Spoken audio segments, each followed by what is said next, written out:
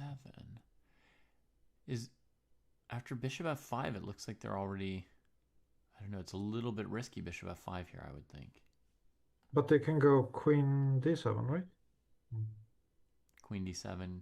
Then you would have maybe knight e5 and then queen c7 and the knight is attacked. Yeah. Oh, okay. Oh, he didn't like this, maybe, I think. Yeah, so he has to, he'll again a tempi. So maybe he played queen c7 because he wanted to play queen d7, but then I have knight e5, and he didn't like that. Mm-hmm. Um, yeah, but yeah, maybe he doesn't know this structure that you have to put the queen there, yeah. But it's like a London structure, yeah. Mm-hmm. Mm. Okay, so you take on Yeah, so e5. this is weird. I thought you would take back here, Mm-hmm. and my plan was to take, yeah, I guess like that.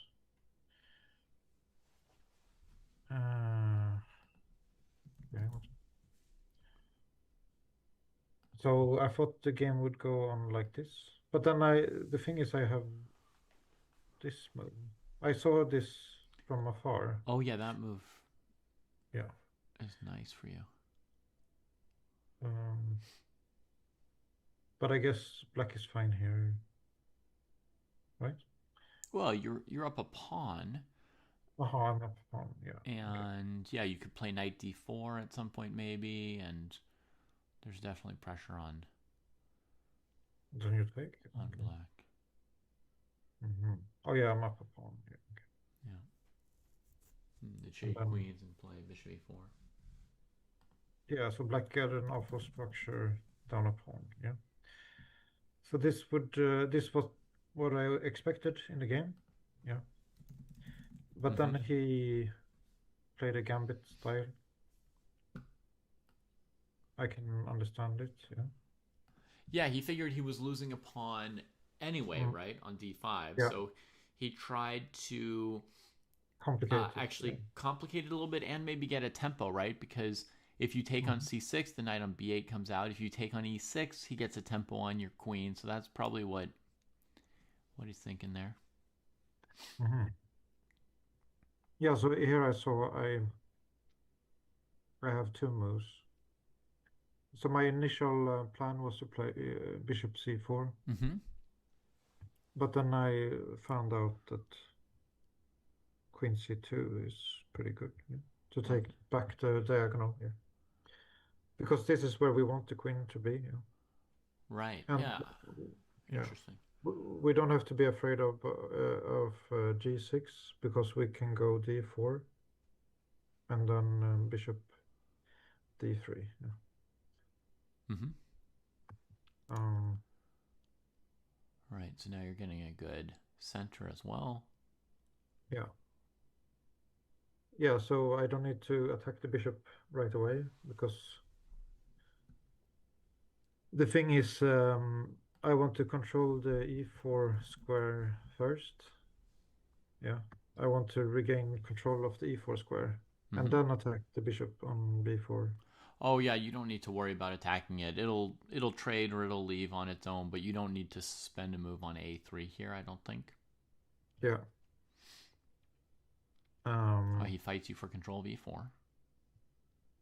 yeah, but it doesn't work. Yeah. Yeah, with queen c2 and bishop d3, you just control e4, so he just loses time. Mm.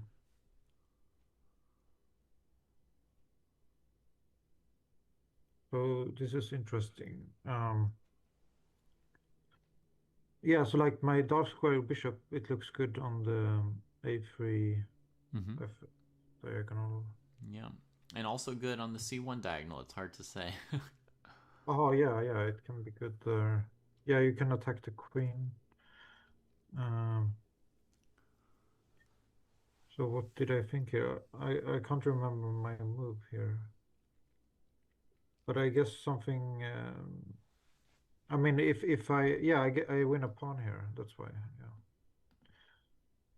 So that's why I play this because I wanted to just take a pawn, Mm-hmm.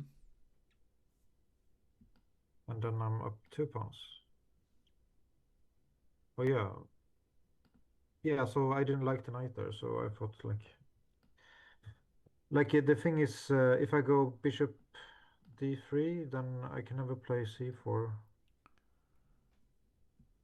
Yeah. So I played bishop e4, so I can go c3 next, and don't, and he doesn't have bishop knight b4. Yeah. But then he played this very weakening move. Yeah. Well, yeah, I mean, it's always a trade off when you're getting attacked on the king side between Mhm. weakening and making some space for the defensive pieces, right? He was thinking he needs room for his pieces to come defend the king. Okay, I see. But then it's just winning. I found this. Yeah, so here I have 5 minutes to calculate. Mm-hmm. So in 1.5 minutes, I found knight g5 is totally winning. Because if he takes, I have a lot of winning moves. I can either take with a queen Uh-huh. or knight, and they both look winning. Mm-hmm. Yeah, so yeah, I want to keep it simple, so I will probably take here. Yeah. Queen e4, bishop f5 doesn't look as clear as this way. This way you get the bishop, then you get the rook on f8, then the pawn on Mm. e4. You just take everything there. Yeah, well, that was nice. I could sacrifice a bishop for a bishop. Yeah. Yeah. Yeah, so it was, yeah, this guy. So that's why f5 doesn't work here. Yeah. Mm-hmm. So But he's losing. he played f5 and you played knight g5. Yeah, Okay. so I don't know if he can escape here. Probably not. Let me think. He's down 2 pawns and doesn't have many pieces near his king. Yeah, I was thinking to move this rook and then put the knight here. Mm-hmm. Right, a defender that way. So rook e8, knight Mm. g5, knight f8. Yeah, like that. Yeah. Now I would suggest f4, f5 for you. Uh-huh. Just, trying to crush that whole area. Plus, it gets your rook involved Uh-huh, on okay, f1. now I see. I don't know if I would have found it. Yeah.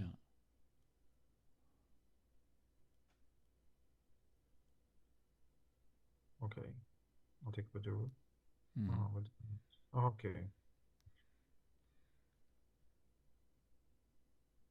Yeah. Lots of things you can do here, right? Queen d3, Yeah. f5, rook f3.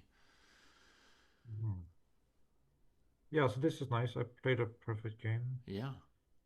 Um, Very clean game. yeah, so I think, yeah, Yeah. if we play like this, then And good aggression, right? Like mm, you were up a pawn, mm, but you still just played what I would call sort of normally. You know what I mean? Like you still fought for every central square and tried to keep mm. increasing your advantages. Yeah, that's good with the when you have played d4, then you know about this central square things. Yeah, that you need to control e4 a lot. Yeah. Mm-hmm. Yeah. Yeah. And then the second game, I was facing a 2100. Um, so I played, yeah, it was a Spanish. And then here I forgot my repertoire. So I was just like, I thought it was Italian here. Mm-hmm. And he was just gambling the pawn. So we went into an open. But then I was thinking, okay, it's not so bad. I mean, the Um, open's supposed to be a fine variation. It's just a question of knowing what you're doing. yeah, yeah. Yeah, so I played my Italian. Yeah, I played the same line I play against the Italian. Mm-hmm. So I don't know if this is a line or not. Yeah. I don't know either. It But looks it looks reasonable. I like. mean, your knight's attacked, so you Mm. probably have to move it, and then you go after the bishop, so you get the bishop pair. It looks logical. Yeah. Um, yeah, so I didn't want to have any discoveries. Mm-hmm. Yeah, I don't see why Uh, that's being marked as dubious. It looks correct to me. yeah. And Yeah, yeah, normal so position. I got the bishop pair, so I'm happy. Uh-huh. I equalized according to the engine. D4, huh? I was thinking for white, I might just put the pawn on D3 because the Mhm. light squared bishop is going to be a Oh yeah, real D3. going Yeah. to be a real problem. So that limits how much the light squared bishop can do a little bit. Yeah, and the knight is great on Right. The like knight can maybe even sit on E4, and bishop D2, maybe bishop D2 to C3, and that's how I would try to handle the side against the bishop pair. okay, so you're not afraid of F5. I might be a little afraid, but yeah, in general, I'd allow it. Okay, yeah. Yeah, that sounds like a good plan. Because as soon as he Um, plays D4, I'm thinking your bishop's yeah, going to be great on F5 or on D5 or E4. I don't know. It just feels like White has some problems to defend C2. yeah. Okay, I see. Yeah.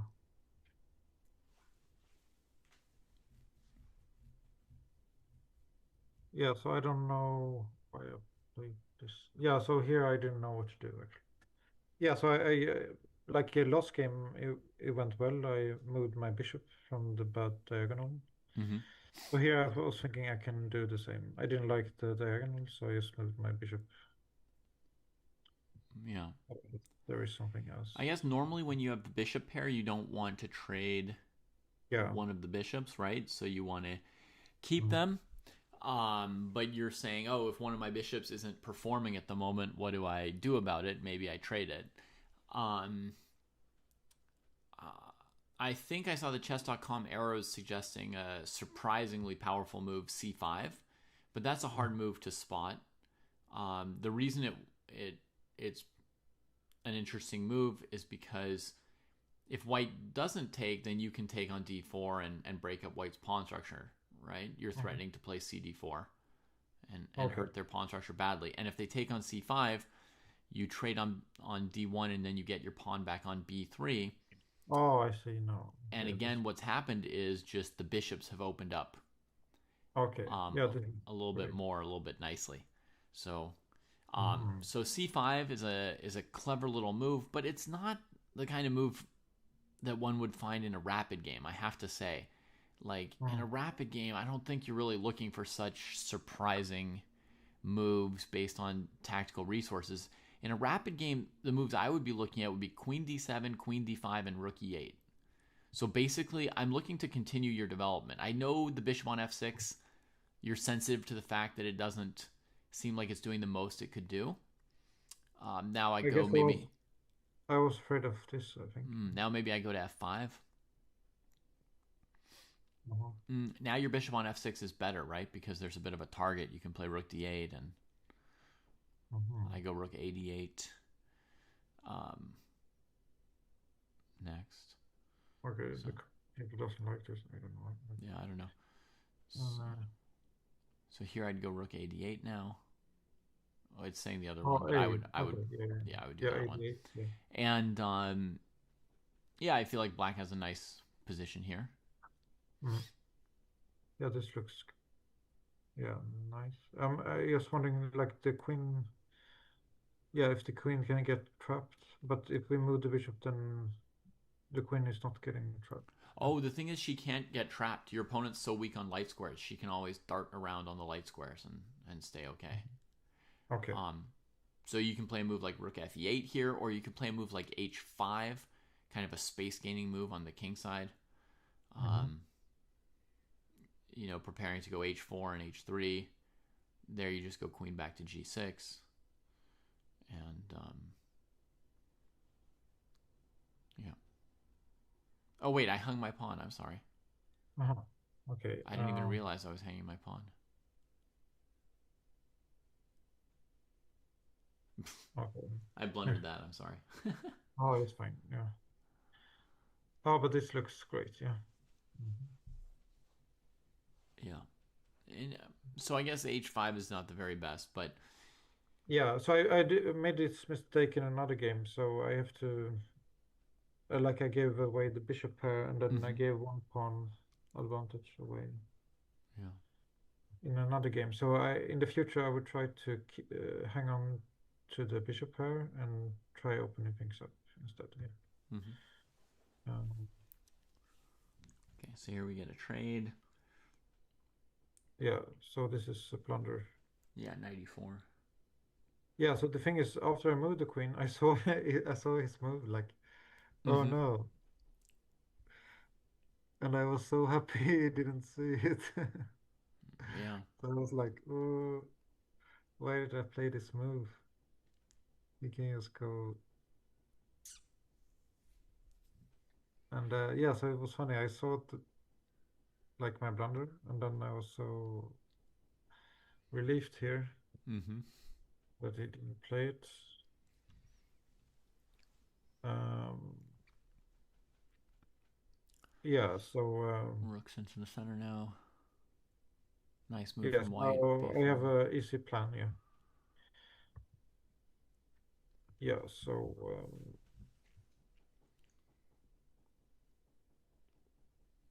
yeah, so I calculated this move, and this was my plan. Um, okay, so he can just Take the take. pawn. Yeah. Um, Yeah. So you had to play rook c8 first to keep that pawn defended. yeah, so my plan was to take the open file. Mm-hmm. Yeah, so my plan was to sacrifice a pawn, yeah, to get an open file. Mm-hmm. Why not play king f1 last move for white? Oh, you've got bishop c4 check. Okay. Okay, so white is up a pawn. Yeah, Yeah, white's but up a pawn. it, You've got some activity. It's a yeah, fight. it looked like a draw. So 50-50. 50% chance it's a draw, 50% chance white wins. you mean okay? So this is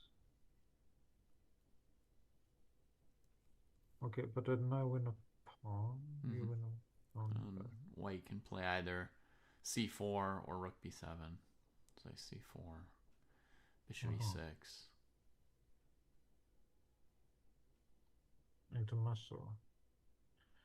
Okay, let's see. It's interesting. Mm, I guess like this, huh? Mm-hmm. And then, okay. Okay. So he got a good pawn structure here. Yeah. Okay. Yeah, I mean he's still keeping the extra pawn, but you're fighting. Your pieces are active. You know, you could play f6, knight takes c6, bishop c4, trading one more pawn, or you could play. Oh yeah, this looks good. It's Good. possible. There's a chance white can just play d5 and start running the pawn because of the fork. I don't know for sure. Mhm. Maybe even knight f5 is better than pushing the pawn. I don't know. Okay. Mhm. So Okay. Yeah, it's complicated. Yeah. it's complicated. Big fight Yeah. in this end game. But I think what I would say, Martin, is simpler than this plan where you plan to give up the pawn and get the open file. Simpler was to play rook c8 first after the queen trade. You can play rook Mhm. c8, and Yeah. basically you just hold your pawn and you're threatening bishop e6, king f8, trapping their rook. So they pretty much have to Uh-huh. run away Oh, that's with a the good rook. one. They should almost retreat right now, I suspect. Okay. And then you play king f8, and the position's very safe. Like, to my mind, you're taking a much bigger risk by sacrificing a pawn Mm. than by just defending it here. Yeah. Yeah. So he didn't find a good move here because now the knight is trapped. Yeah, but then I didn't find like perfect So in continuation. the game, you got this knight. Yeah, Ah, yeah. So it was nice. wow. Uh, yeah. So I mean, I would never go. I like you would never like if you're over 2000. Why do you go knight d7 if you haven't calculated? You must have not even looked at b6, which is Yeah, weird because with knight d7, you'd think the plan is to then play knight c5 and attack b7 and a6. So if you're planning knight c5 attacking their pawns, did you not look at any move black could play? Like b6 is the most clear yeah, yeah. So I thought they would go thing like to this, try. and then my plan was to go something like this. Yeah, something like that, and then rook Mm. e8 before he can take your c pawn. Looks okay. Yeah. So here I was happy. Yeah, so I didn't have so much time. Oh yeah, so I spent a good amount of time here, but it was worth it. Yeah, you can spend 50 seconds here and still be fine. Mm-hmm. Yeah, so the problem I have is he has a big time advantage. So I have to play quick and yeah. Yeah, I mean, it's not even like it's the your problem isn't that your opponent has time. Your problem is that you don't have much, right? You've got a minute Yeah. left, and there's a strong passed e pawn, and it's not obvious how to dig out your bishop and rook and king because all your pieces are badly placed at the moment. So, Yeah. um, yeah, it's tricky. Mm. And now he's trading down pawns to get close to a draw, huh? Bishop e2, good move, very good move. Yeah.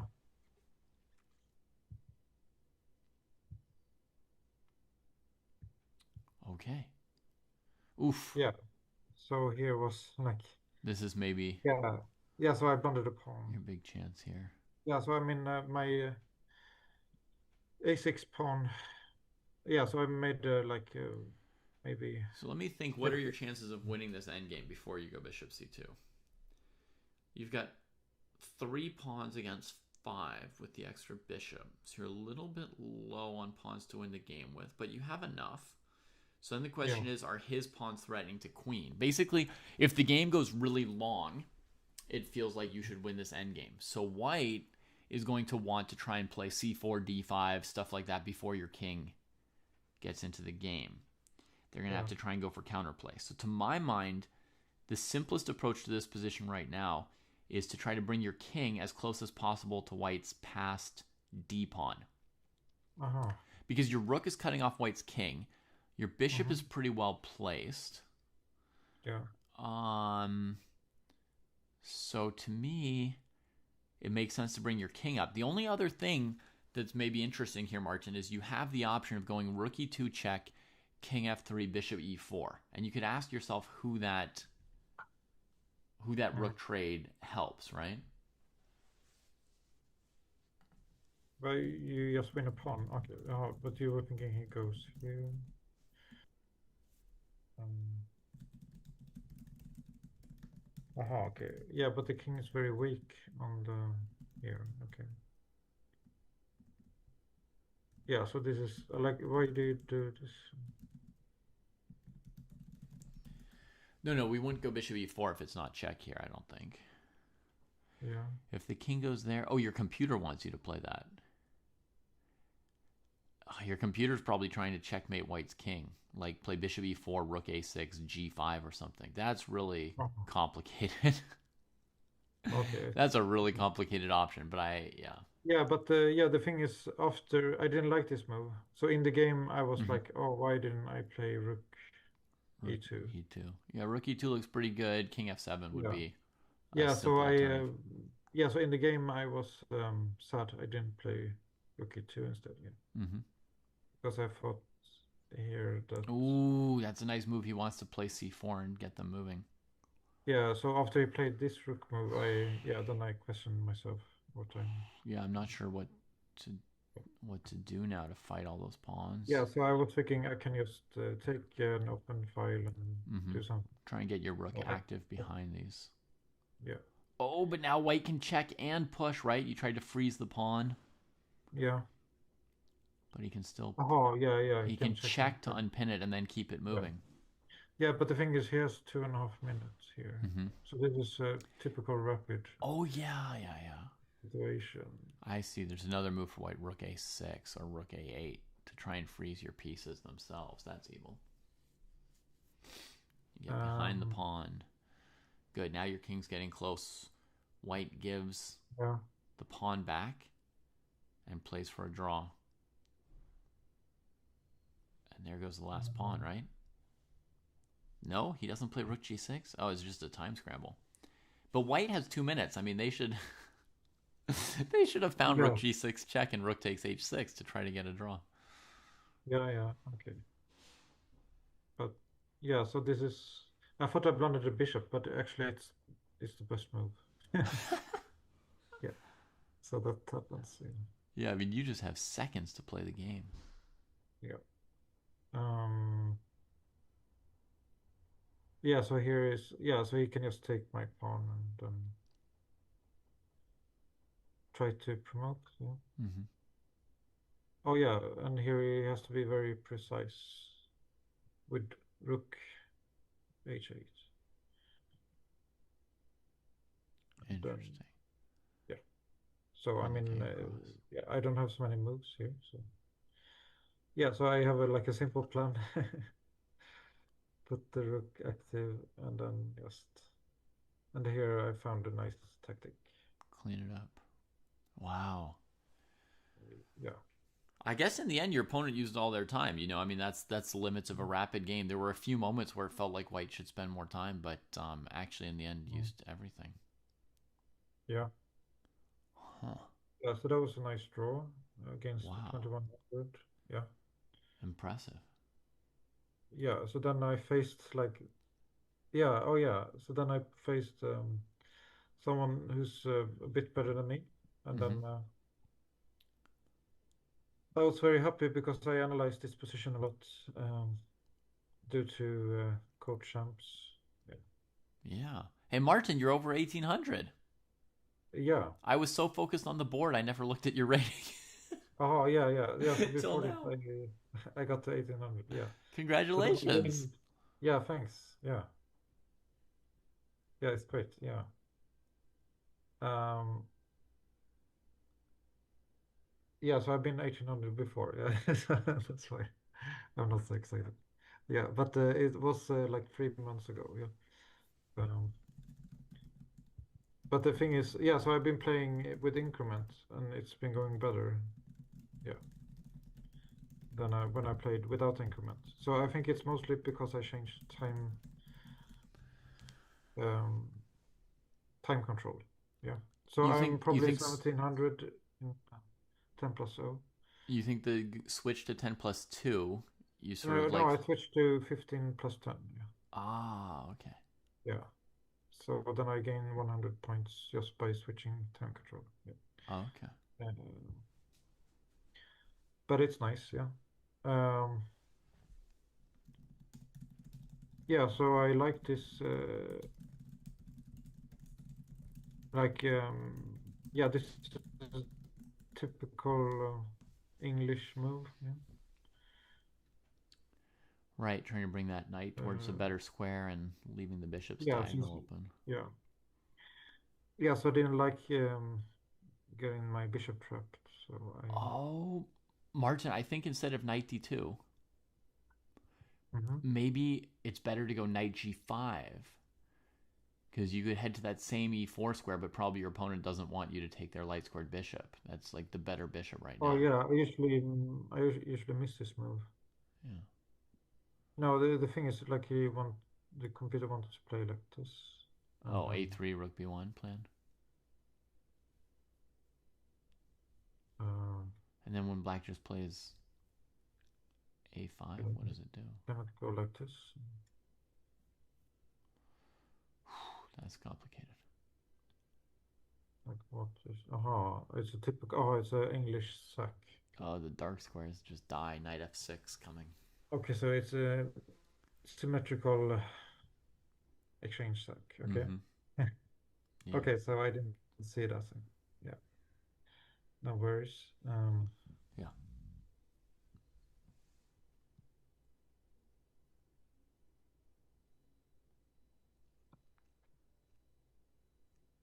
Yeah, so I wanted to control the open file. Yeah, Mm-hmm. yeah, I have no idea, like, yeah, what is happening here.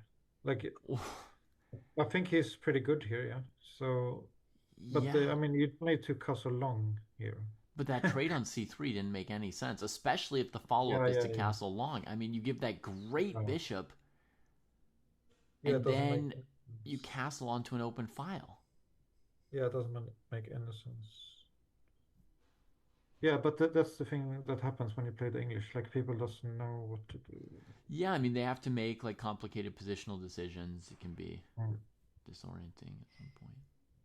Yeah, yeah. Maybe he was thinking it's like a Sicilian, so he can castle on the opposite side. Yeah.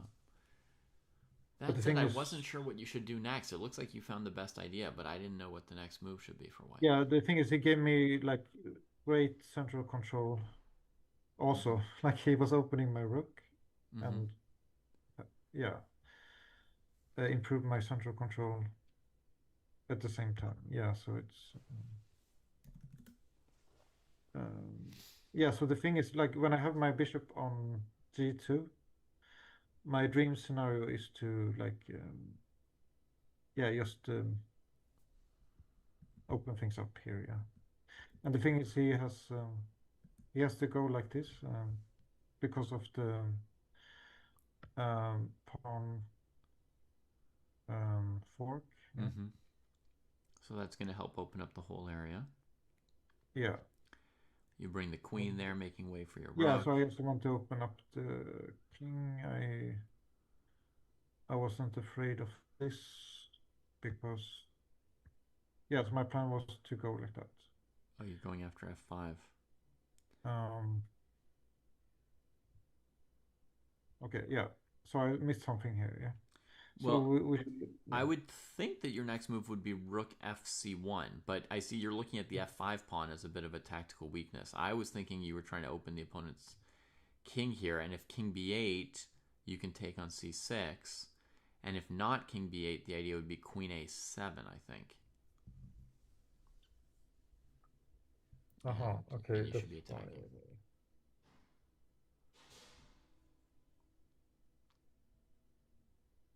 We can just. Wow. We can exchange like this guy. Okay. Well, that's a crazy line. Okay. How'd you come up with that? Yeah, I wouldn't find that. Probably not. Uh, okay. Now I understand. Okay. Yeah, it's because of the rook on eight. So Okay. okay. But why go rook h7? You can go any other point, right? Like this. Queen a7. Uh-huh. Because of the pin. Yeah, Okay. when I play Uh-huh. rook c1, my main threat is queen a7, but I'm seeing that black can't stop it with king b8 because the knight would hang on c6. So now you just rampage once the queen's in. Okay. Okay. Oh, that's a great find. Okay, so I missed pin. So Yeah. that's good. Yeah, so it's just yeah, so I still need to work on simple tactics like pins, stuff Well, like I that. think I think in this case, Martin, if you go back before Mhm. queen b5, it's kind of a question of like the judgment of what do you think your advantage is like, right? Like what's good or bad about your position, your opponent's, right? When you play Mhm. queen b5, it's to me it's saying you think that you've got a small advantage in the end game with the Yeah, activity of your rooks, right? yeah. But when I look at this position, I think White's main advantage is open files towards Black's king. So Uh-huh. I was very surprised by Queen b5 because I wouldn't be looking for a queen trade when I think my opponent's king safety is their major Hmm. disadvantage, right? I'm looking for well, avoiding queen trades, honestly, right? So like Yeah. attacking moves. And even if my opponent played a move like queen a5, I know it's white's move, but if it were black's move and they played something like queen a5, my default would be to look at something like queen b3 or queen c2, ask myself, can I step away and keep my attack going? And Yeah. then when you play Yes, queen maybe I b5, should. Yeah, maybe I should play more like Najdorf and stuff like that. To.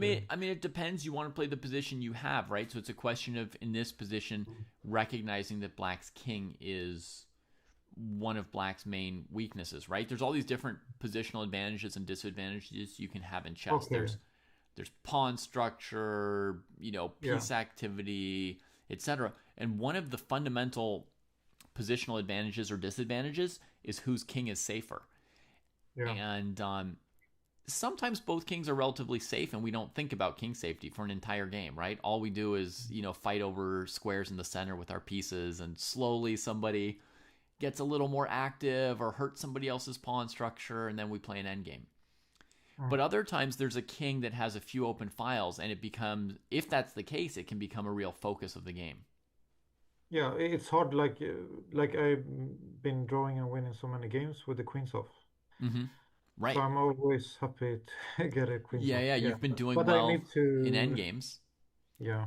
Makes sense to look for endgames. Um, Mm. yeah. Yeah, that happens like when you learn the Caracan, then you learn those things. Yeah. Okay, so you go for the queen Boring. trade, Yeah, I went the boring line. Yeah. and your opponent grabs that pawn. We get a trade, and now you get your pawn back Yeah, so on my idea a5. was here to. Yeah, so still feel his like king is weak. Yeah. Yeah, I mean, it feels like even in the endgame, what you have here is a little bit of initiative against black's king. Some ideas like rook f7 or knight c5, some Mm. pressure on black's king, even in the endgame. Of course, with queens on, you'd feel it even more. Yeah, yeah, that's true. You get to the seventh Yeah, the thing rank. is, I didn't calculate this. Like I thought I had like a great line, Mm-hmm. but I missed this move. So I would probably, if I saw like the entire line to here, I wouldn't have traded queens. Yeah. So Mm. this line, yeah, Yeah. in my calculation. Um, but yeah, so I'm still fine. Yeah, but yeah, because I just activated my last piece here, and then I found another. Like again, I found I can trap a knight. Yeah. Yeah. So like Oh, here, that's I weird. felt like his knight is very out of squares. Yeah. Uh huh. Because yeah, so before he moved the rook, I was looking at this knight and like how I can trap it. And then I played Right. this move, and I was like, okay, let's try to trap it then. Yeah, rook f6 And looks then okay. yeah, so like it looks very dangerous for him. Mm-hmm. And then I only have 2 minutes left, so I went for the easy line, like here. Oh, Yeah. cool. Yeah, so I saw this sack. Uh huh. So I thought, yeah, because I don't have so much time, I had to choose one line, and I choose the simplest line. Yeah. But I felt there was something else here, yeah. But yeah, I don't have time to calculate. Bring the knight back. Get behind the Um, pawn. Ah. aha, behind the pawn. Okay, why? Um, in endgames, rooks are very often best behind passed pawns. The reason is it's attacking every single square on the A file, right? So, um, if they defend the pawn on A4, at least they can't push it to A3, right? Because your rook is still behind the pawn. Um, yeah, now Mhm. rook A5, and you can Oh, rook clean it up. a5. Okay.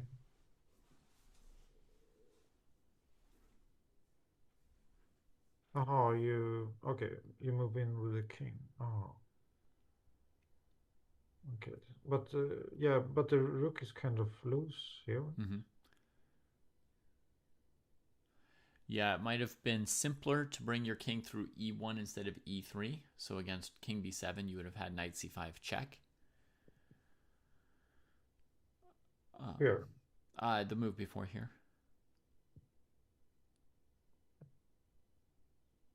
Oh, e1. Okay. King e1. Um, you're still headed towards their pawns, but now they don't have king b7, knight c5 check. So Okay.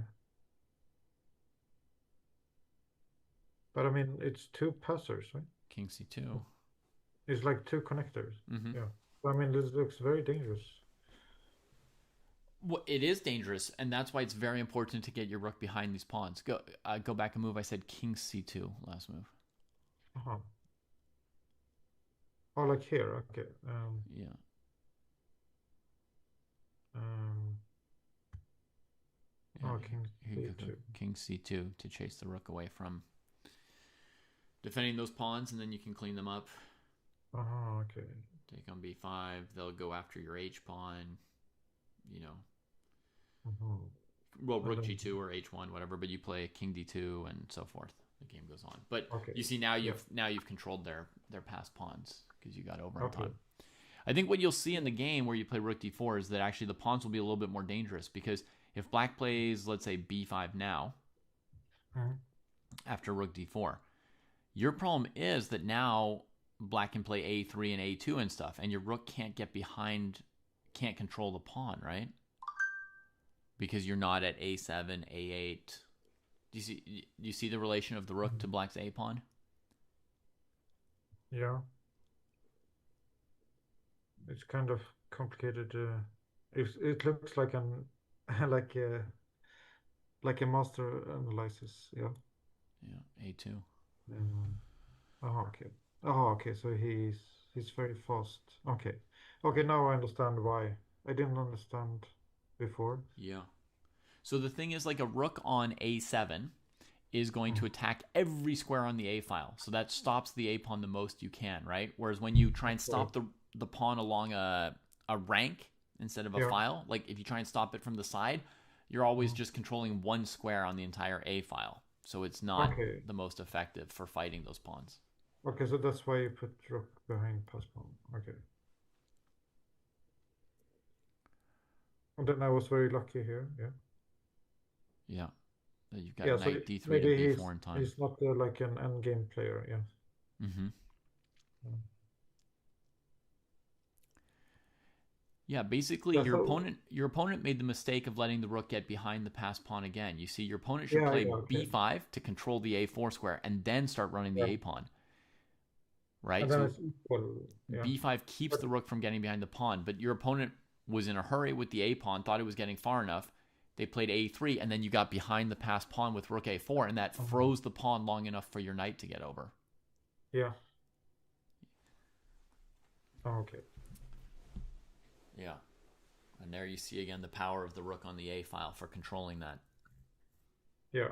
So I was very happy. Yeah. You see why I don't like the bishop pair because I'm pretty good with knights and end games. Yeah. Mm-hmm. So yeah. So my knight was doing a good job this game. Yeah. You can see like Yeah. that. All the crazy hops and tactics Yeah. for the knight. So I'm pretty comfortable with the knight. So that's why usually I give away the bishop pair. Um, yeah. Okay. Very nice. But I should try to challenge myself. Yeah. Um, and yeah, so in the future I should try go for more like when the king is in the like when I have like when the opponent's king is bad, I should try to keep queens on, and Mm-hmm. I shouldn't give away the bishop pair without a reason. Yeah. Mhm. Yeah. Yeah, because if I want to get better, I need to train. Yeah, and it doesn't mean you need to always be looking for a different style. You don't want to just force king attacks, right? But it means you Mm. want to notice if your opponent's king is bad, and if Yeah. so, then that's where you'll play it a different way. Yeah, so now I'm playing the top seed. Yeah. So it's like a 2300. Yeah. Mm-hmm. Yeah, so I knew it was the top seed, so I was just, but here I'm pretty happy. Yeah, like playing d4. Yeah, so this is, yeah, so I wanted to have my knight on f3. Mm-hmm. So then I was thinking, I can just go knight c3 here. And I analyzed it, and it's probably a draw, like if you go bishop c3. So it's not in accuracy, I think. So I think I did, yeah, so here I made a unintentional gambit. Unintentional but acceptable gambit. Yeah. Yeah, yeah, Still a thing. Sometimes you lose track of little guys like pawns. yeah. But I felt I have a lot of initiative. I do my typical night discovery. Knight hops, yeah. Yeah, and then yeah. So here I was thinking for 30 seconds. Mm-hmm. Yeah, so I felt like his bishop is out of squares, and he, yeah, I mean the bishop isn't great on c7 here. Um, Yeah, I think what you're ignoring in this whole phase, and your opponent as well, Martin, is mhm, that black should play d5 if they get a chance, and yeah, white should prevent d5 with e4.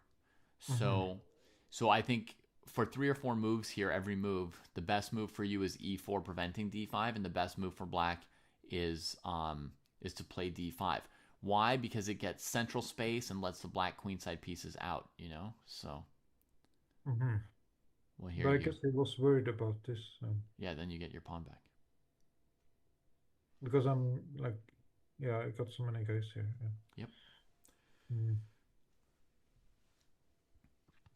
Okay. Yeah. And actually, when your knight was on d3 and you played knight f4.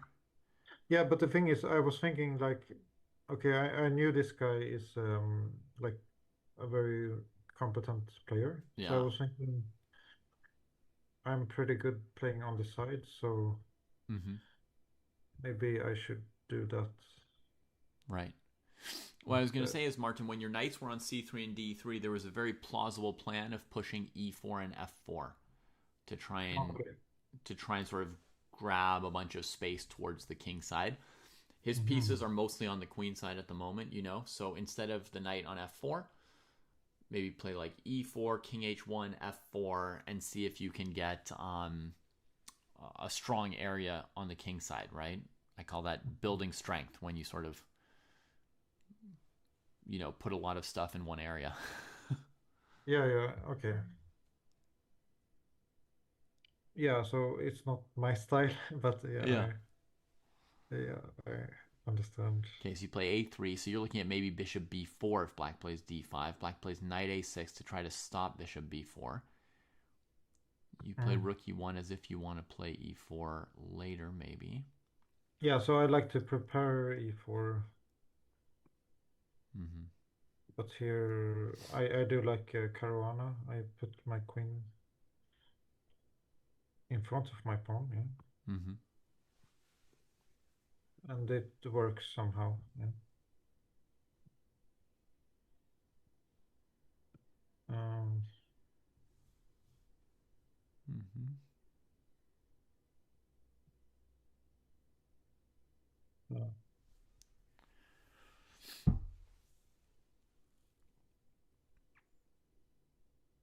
Yeah, so this was like I got my plan. I Mm-hmm. felt like I got my bishop on great squares, and my queen is active, and like it's probably like a position he has never seen before in his life. Mm-hmm. Yeah. So I felt the opening was a success, even though the engine thinks there is some killer Well, the moves. engine is probably mostly reacting to black being up a pawn, but also that this d5 pawn is giving them some space in the center. Mm-hmm. It's helping them to fight. Like your position, to me, it looks like a lot of compensation for white for the pawn until I realized that black can play d4. And then it's like, oh man, that means their central pawn, their central space is keeping the bishops from, living their happiest. Oh, yeah, it's a D4. Okay. Yeah, that d4 move is pretty good for black, right? Yeah. Yes, we both. Yeah, no, he found it, of course. Yeah. Um, He grabs some more space. but I felt like I didn't, when he played G5, I was happy here. Mm-hmm. I felt like he was so weakening his position. There's no way I will lose this almost. Yeah. Mm-hmm. But I mean, he's a good player, so I can lose anyway. Knight c5 makes a trade. Um, Your knight's good on c5. That was a good maneuver by you. mm, Knight b7, excellent. yeah, so I was happy finding that move. And Queen d4. yeah, You've gotten back the pawn you were down, yeah, and his king is still weak. Oh, it's pretty good.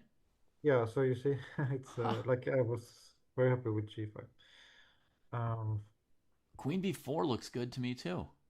yeah, Oh my goodness! Didn't you say you lost this game? yeah, You're doing I, very well here.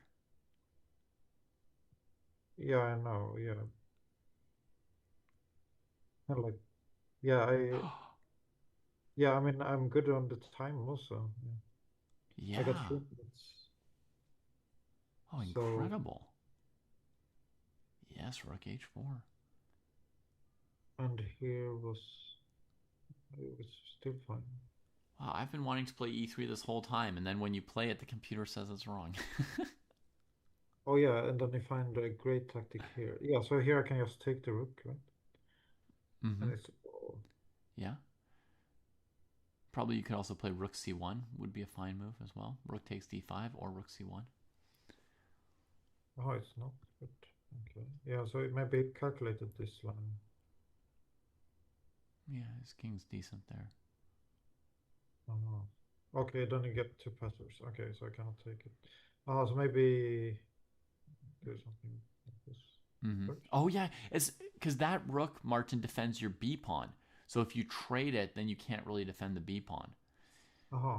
So Okay, that's yeah, why. keep that rook on the board. Even if he goes rook e5, play rook f4 or rook h4 or something. Oh, it's like a cat and a mouse. Okay.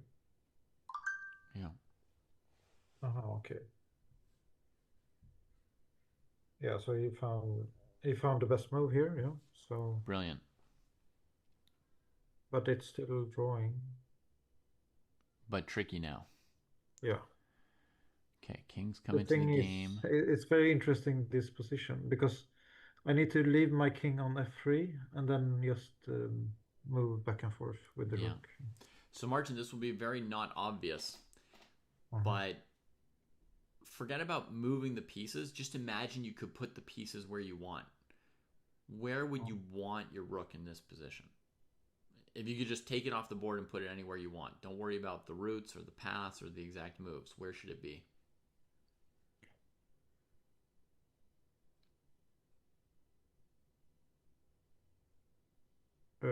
On h7. Okay, attacking the weak kingside pawns. Yeah. Okay, Oh. and Okay.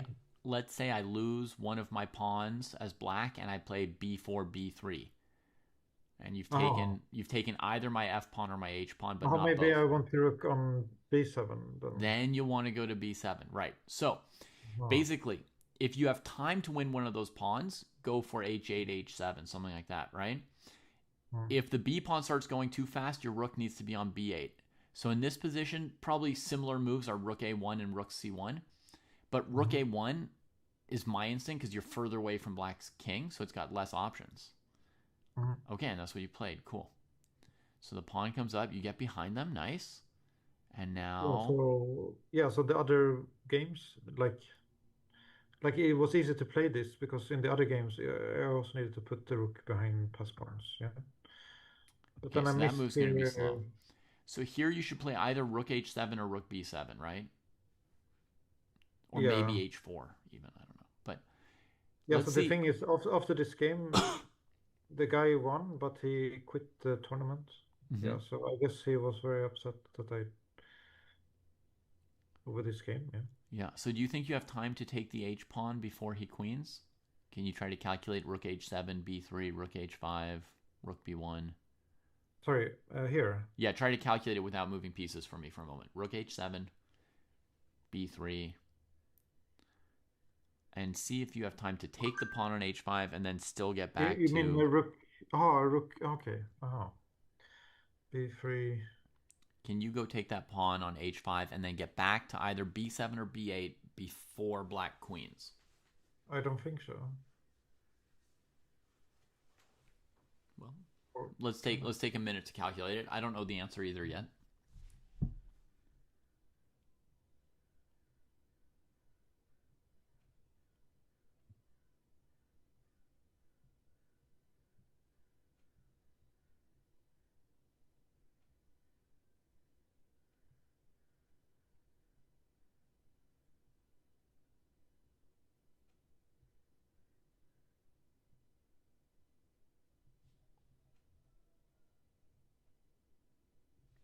Oh, Wow. yeah. Can maybe. I guess. Yeah. Okay. Well, I think I've kind of figured it out, and it's an even better problem than I thought it was. It's a very good puzzle. So, what's your answer? You think you have time or no? I think you have time. Okay. So, show me what you calculated. You can make the moves now. Rook there.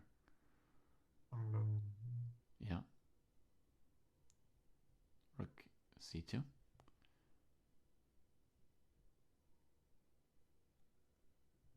then I was worried about this. Mm-hmm. But you can just trade it, or even play rook b5 check if you want. Uh-huh. Okay. But even if you have to trade it, this position's fine because your rook made it back to b8, right? Okay. So now you play h4 or something, and you just keep your Mhm. rook behind that b pawn, and the position's fine. Okay. Okay. But now look at your variation again. So rook h7 we played Mhm. because I think I may have seen a winning move for black in that line. Oddly enough, Mhm. I Yeah, so here I yeah, wait, but so here I but can Martin, just the rook h7 line, that puzzle that we were looking at.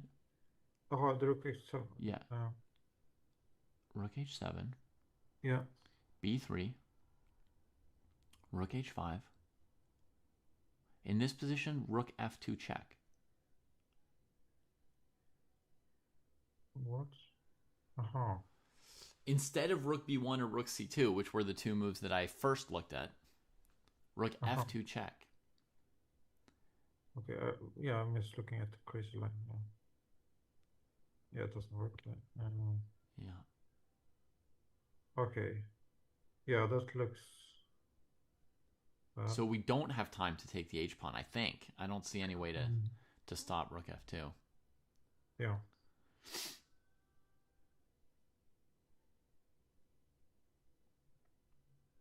just like that. Mm-hmm. All right. Okay. Yeah, this looks cool. Yeah. Yeah. Okay, it was like a sack. Yeah. Yeah. The Um, the yeah. So behind the pawn, mm. you make some trades here. Yeah, the thing is, I lose my. Yeah, so here I should just wait. Yeah. Mm-hmm. Yeah. Just wait. Oh, I can even. I guess I can go like this. h4 doesn't hurt you. Yeah. You could wait like Yeah. that. Okay, it doesn't. Okay, so wait like this. Um, what do you do here?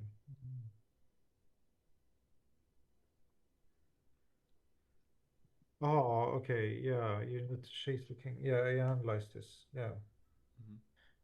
Yeah, this is a crazy line.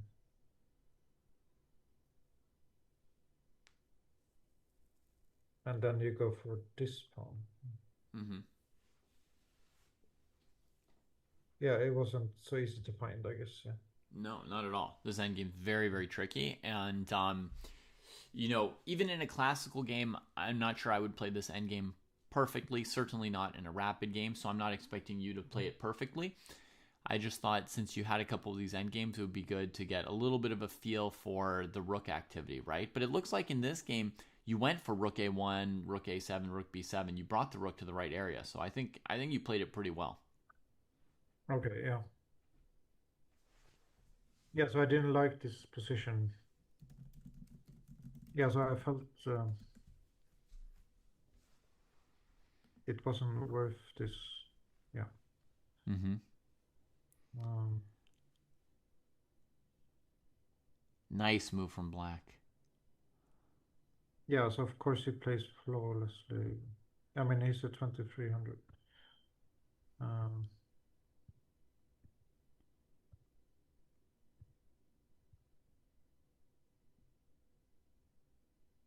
yeah, so I have just 10 seconds. Yeah, beautiful. Yeah. What a fight you gave him, Martin. Yeah, it was a great game. Yeah. What a fight. Yeah, but it's funny. It just comes down to like positional things. Yeah. Oh yeah, some little things. I mean, there was that brilliant rook takes b4 move, right? That Yeah. was that was a great find for your opponent in that end game. That little tactic. Their end Mhm. games kind of have their own tactics, compared to middle games, right? That was a really cool little one. Um, Okay, so I lost the advantage. yeah. Did we analyze this? Um, so this was the only blunder in the game, I think. Yeah, I mean, if you even want to call it a blunder, I mean, it's a subtle tactic in a rook endgame, Okay, yeah, yeah, okay. but I guess to some extent it was the turning point because it got him by taking the b4 pawn, then he gets the pass b pawn, which eventually is what he Okay. won the game with. But yeah, Yeah, so in this game he got two connected passers. Yeah. yeah, Mhm. And nice. then in the last game I got Oh, unusual opening. yeah, but I'm very happy with unusual openings. Mm-hmm. Yeah, so I had a simple plan here just to take control of the e5 square. Mm-hmm. Block the bishop on b2 a bit. Yeah, but yeah, I could have grabbed some space. Yeah. I mean, you want your pawn on e5, right? You're not in a rush Mm. to play e4. Yeah, so here I can grab, like if he forces me, I can just, because he's blocking his bishop here, Yeah. I should just grab the space. Once they play d4, I do like to play e4 and d5 myself as well, and say the bishop on b2 is unhappy with that. Yeah. Yeah, so I understand it after the game. Yeah. Mm-hmm. Okay, cool. Um, Always learn something. but it's still late. Well, it's not too late for your next game. Okay, yeah. Yeah, that's true. Beautiful move. Yes. Yeah, so I was very happy with this opening Mm-hmm. here Yeah.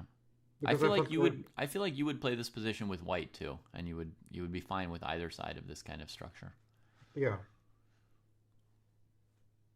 um, yeah.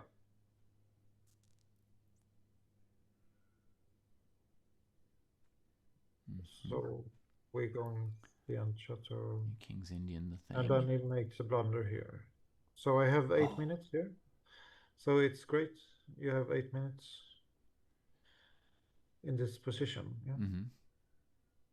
And then I just had to find, I mean, But during the it, game, nobody flashed a double question mark in red on the screen for you. So how did you? well, You had to know yeah, to yeah. So to here I have stop to and think. calculate. Yeah, yeah, yeah. So I had to stop and think. But I mean, it's pretty easy because the thing is, I have a discovery with the knight Mm-hmm. on f3. Yeah. So I saw it during the game. Like So I have you this. had your eye on the bishop g7, bishop b2 already as you were setting up Yeah, so I was very this happy position. here. I still have my discovery Mm-hmm. on I the. see. So knight e4 was straight into a pattern you were already wondering about. Because normally the hardest thing about these moments is knowing when to stop and calculate, noticing the moment, right? Because you have 10 minutes, you can't calculate on every move. So, Yeah, yeah. So you can just watch my clock. Yeah, so I didn't calculate. I didn't calculate at all mm-hmm. E4, but Yeah. so I gained some time Mm-hmm. to calculate here. So I played a bit on autopilot here. Mm-hmm. Yeah, so here I had to find something. So yeah, my plan to was yeah, as noticed here like I have this discovery, so I'm not weak on the diagonal Mm-hmm. because of his king. But so he has to move his king here. I think it's a To good get move. out of checks, just king h1, Yeah, out of range of the knights. Makes but then sense. again, I get time Yeah, you get and time. Rook to c8 or consider. bishop f5. Yeah, to conciliate. Yeah, you call it. Yeah. Um, yeah, so I was already looking at f3 on every move. Like when does it work? When doesn't it work? And then I found this kind of forcing line. Mm-hmm. Like yeah, so like it's the third game I trap a piece. Now it's I trap queen. Yeah, but I mean it's pretty easy to see. Like when you get to this position. Mm-hmm. Oh, okay, I did it pretty fast. Okay. I'm amazed. Like how can I find it so fast? Okay, Mm-hmm.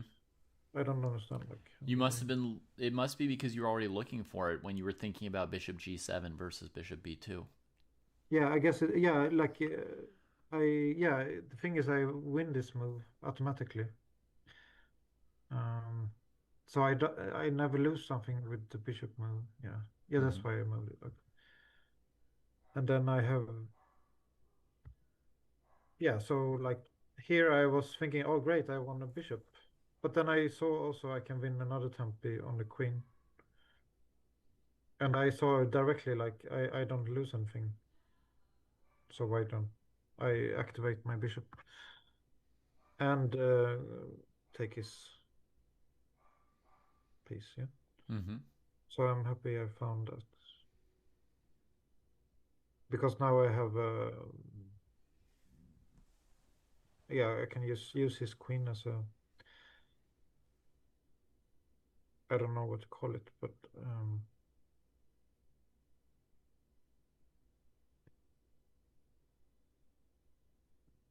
okay, so here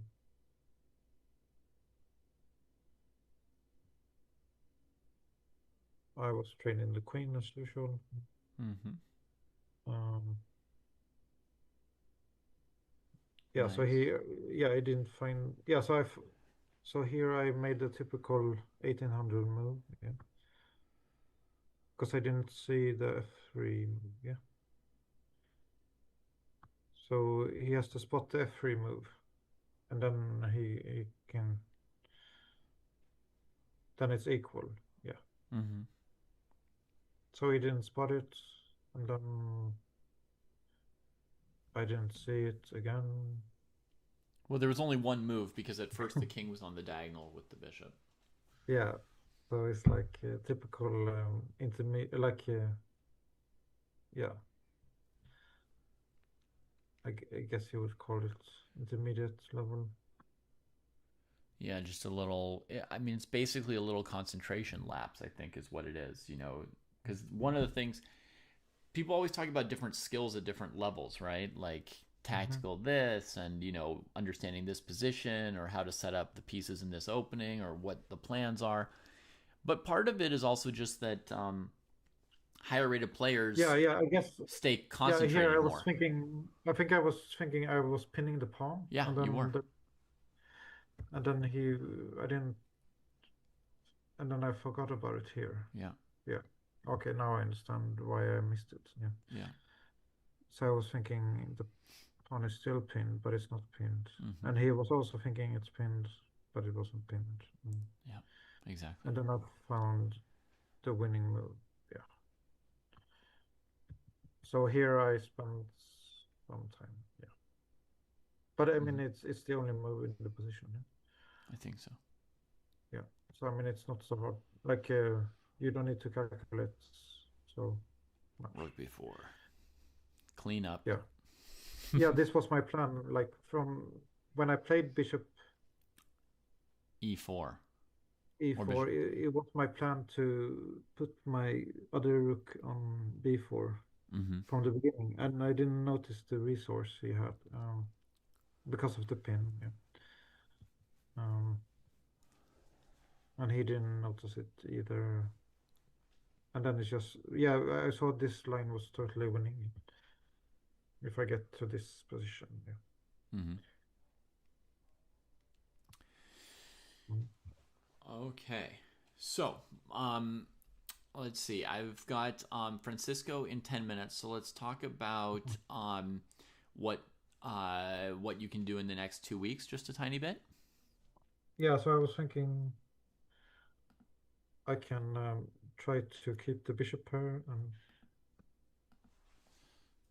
because it's also happened in another game. And the second thing was to try to keep the queens on, like if calculate a bit, Mm-hmm. keep the yeah. So like look on keeping the bishop pair lines. Yes. Um, Um, so here's and yeah, the queen also. Yeah. yeah. So those are some lessons from looking at the games, which is great. That you're remembering them and taking them on so well. Um, Mhm. I have an advice for you as well, something in general you can do. Um, you had an end game with bishop against two pawns against maybe the 2100. It was a Mhm. very interesting end game, Yeah. right? Eventually ended in a draw. And then you had this rook end game against the 2300 that was also very interesting and eventually ended in a loss. What I like Yeah. to do with those end games, Martin, so this is a strong suggestion of something you can do if you have some Mhm. time in the next 2 weeks. It's a training exercise. You can take those positions from those two games and replay them Mhm. against somebody else. You know, any other person from the Improvers Club who you like, or Francisco if you're in touch with him, or you know, um, Mhm. or I can put you in touch with some other people from the dojo if you want who like to do that. But you take the Mhm. end game position that's from your very own game, a position you've already thought about, a position you already care about, and then you just practice it a couple times. Yeah. Okay, so you do the end game sparring with the position from your own game, and I find that it's very very satisfying if eventually after a few tries I'm able to win an end game that in the actual game I drew. Right, but I Mhm. try it 2 or 3 times and then eventually I can win it. Oh, that's really really good Oh, I thought practice and experience. you would say go to Dvoretsky and look it up. No, no, no. Okay, yeah, Chess okay, is very much about practice, right? yeah, Um, and Dvoretsky has some really good advanced techniques in it, but Dvoretsky, that book is for 2400 and up. yeah, It's very, very dense to try to work through it, and it won't have exactly your position. So, no, what you want to do is you want to take your own position that's close to your heart and practice it against somebody else in the 17, 18, 1900 range. mm, And if you repeat it a few times, you may develop the skills that you need to win that kind of end game in the future. Because that bishop versus two pawns, that's a very very close end game. You mhm, know, yeah, like very easy to draw it, very hard to win it. So yeah, it's a good one to practice. yeah, and I also need to analyze this game. And then that's Yeah, a new game. Okay, so when you analyze that game, can you send it to me? I guess our next meeting would be like November 3rd. 13th or so, probably, if that works for Yeah. you. Yeah. So when you've annotated, you can send it to me either as a PGN or as a link if you store it somewhere online. I don't know which way you do it, but Mhm. if you send me the game in advance of our lesson, I can look over it. Um, Uh, okay. Yeah. Okay. Yeah. Yeah. So I have some points here. I can put it in chat. Um, so like this ones. Yeah. Um, yeah, so where should I save it? On chess. your game. Oh yeah, I just have a chess folder. Yeah. So I need to find. I have annotations, Mm-hmm. analysis. What should I call it? I can call it. What week is it now? Is it? Right Oh, I now it's can just October call it 3rd. November 25. Yeah. Mm-hmm. Uh,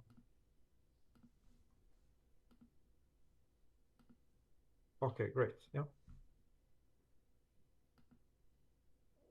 Yeah. Okay. Yeah, great. So thanks for today. Yeah, absolutely. Do you have any questions for me? Anything that's come up or any, I don't know. No, not right now. Yeah, it was fun. Yeah, I could. Yeah, I didn't believe you would be amazed about something because when I showed you my best game previously, you've it felt like you weren't amazed about that game, but now you were surprised. So that Those was games just now were very good. I think they're like a clear step up from a month ago. okay. That's Um, great. Yeah, I mean, I'm supposed to know why, but I don't exactly know why. But you've made some improvements. I don't feel like I taught you very much. I just told you to practice. Um, but those games today were looking great. I mean, you're competing with yeah, very strong players there. yeah. I also had an I am doing some drill techniques. Yeah, Mm-hmm. and I also have a GM doing drills. Yeah, so I had like one GM came here and he gave us a puzzle, and we were looking at this puzzle for 40 minutes, Mm-hmm. and then he showed the solution. So yeah, so I've been doing some hard exercises. Um, yeah, I think as well here Mm. locally. Okay, so Mm, locally in person at the chess club. mm. That's But great. yeah, it's hard to implement in rapid games. Mm. Yeah. Yeah, yeah, of course a 40-minute puzzle is not something you can implement that kind of skill exactly into your Mm. rapid games, but you're Yeah, also but yeah, it's similar. Like trapping, it was trapping a queen tactic. Yeah, so I was oh, looking. Yeah, and you so it's did seem to be have like a sensitivity to trapping pieces in these games that you just played. yeah. Yeah. So that's true. Mm. Cool. All Okay. right. Well, have a great 2 weeks, Martin.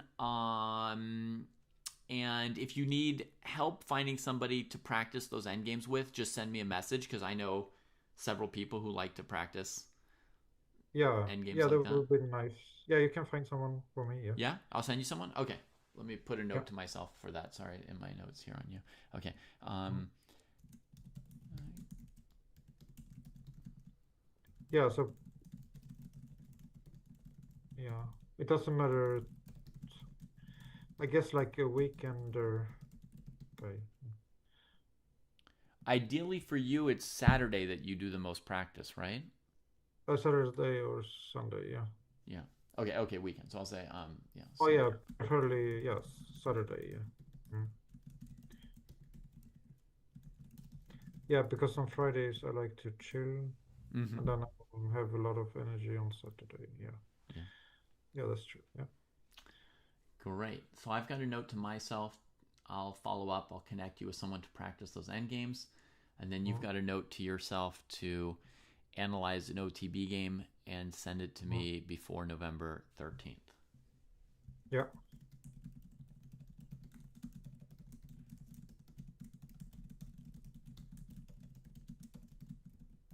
Great. Yeah. All right. Have a great couple weeks, and I'll see you then. Yeah, you too. Yeah. All Keep right. safe and healthy. Yeah. Thank you. Bye. Bye.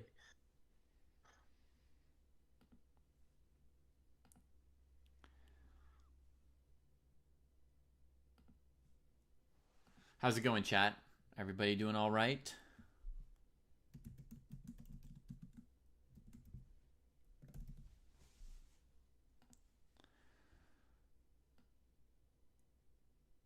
We're going to have another lesson in just a minute here.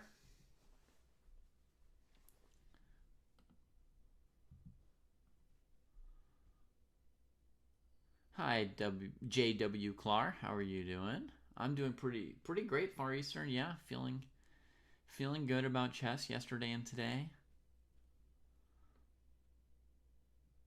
Is this weekly chess tactics? No. You are new to the dojo. Welcome to the dojo, JW.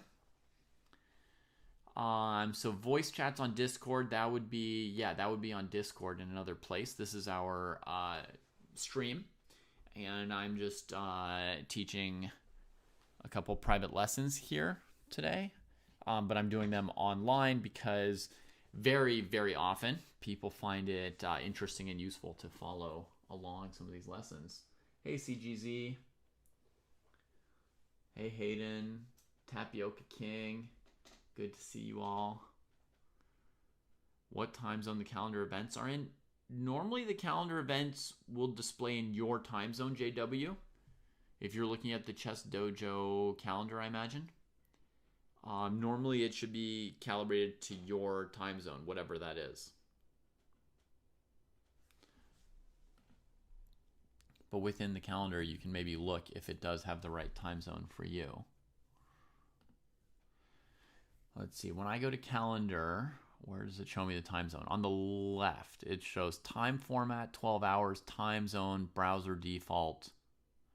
So you could check if that second drop-down menu has your correct time zone on the left of the calendar.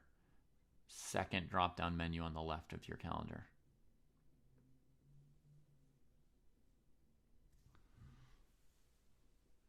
Yeah, Dave, we're on Twitch and YouTube live at the same time here with the stream.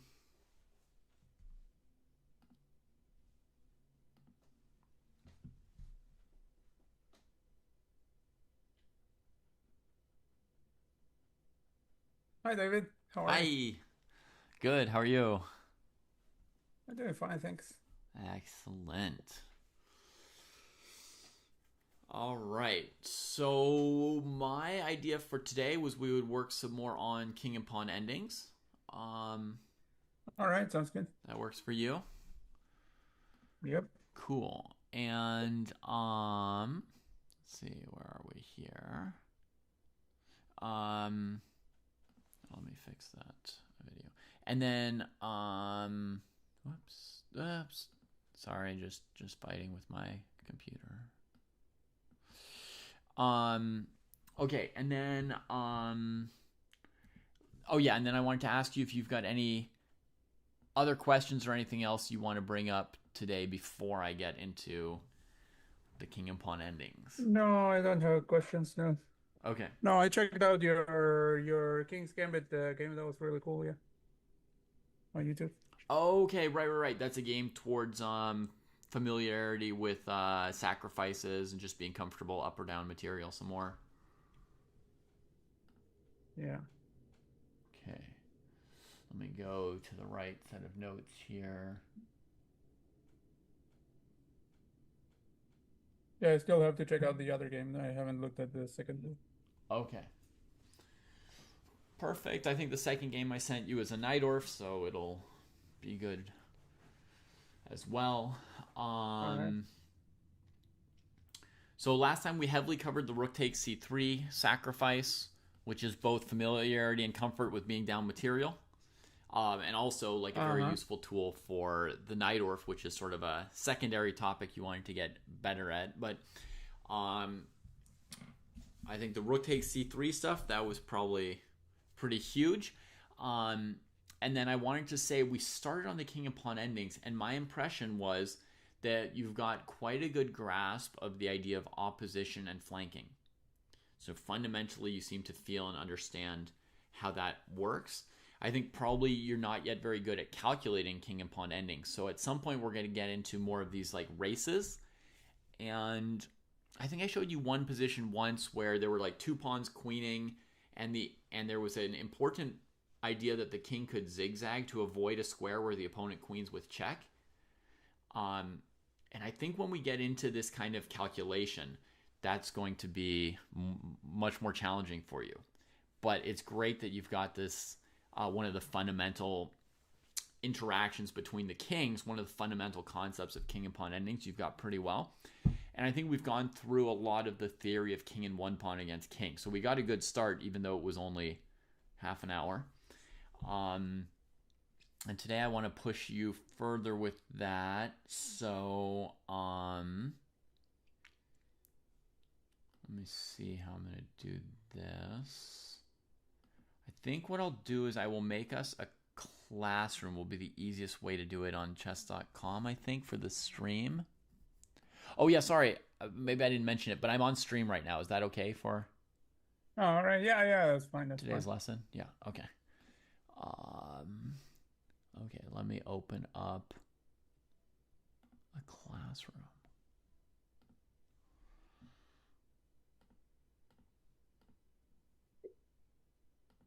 All right, and let me try and add my board back in here.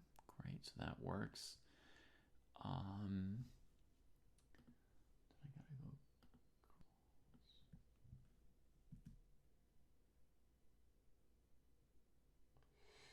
I think we got through position 10 on Monday, I think. So let me try to start with problem 11. Should be 14, 13, 12, 11. Is this right?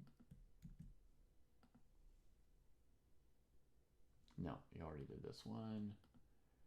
Okay, let's try this one. How do I switch the position?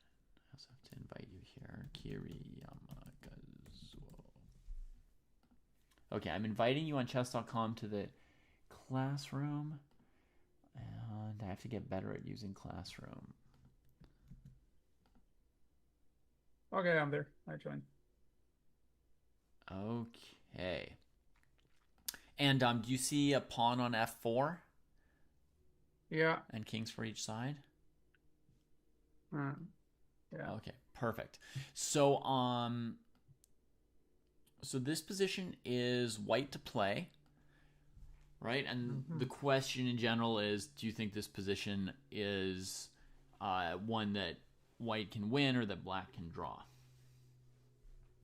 And I think, let me think about it. Yeah, but I mean, my original thought is that you win by playing king e3, but I have to check it. Like, because of the opposition that, like, the weird opposition, like distant opposition or whatever. So I think king e3 should be okay. Yeah, but we're not in front of the pawn, right? So let's see. E3. And by the way, folks in chat, you're of course willing, encouraged to follow along with all the work that Kiria is going to be doing today. We're going to be looking at king and pawn endings for probably a full hour, so long enough to start getting a little tired at some point. So try to guess the answers to all these things along the way.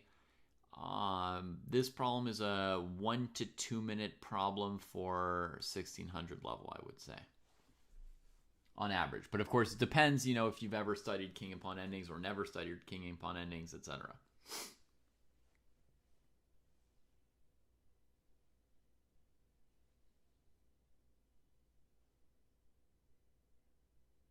Why do you have to go the other way?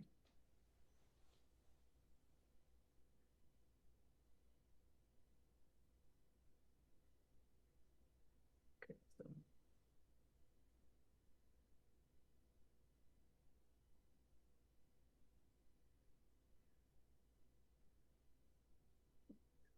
go the other way.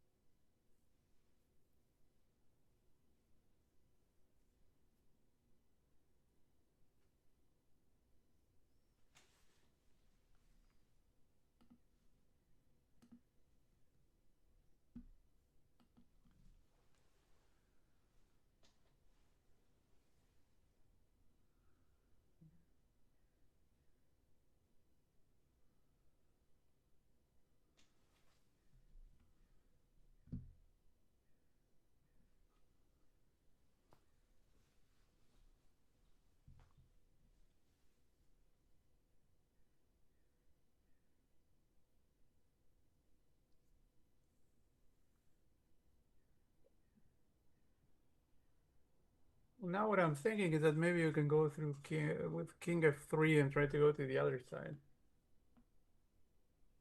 potentially. Yeah.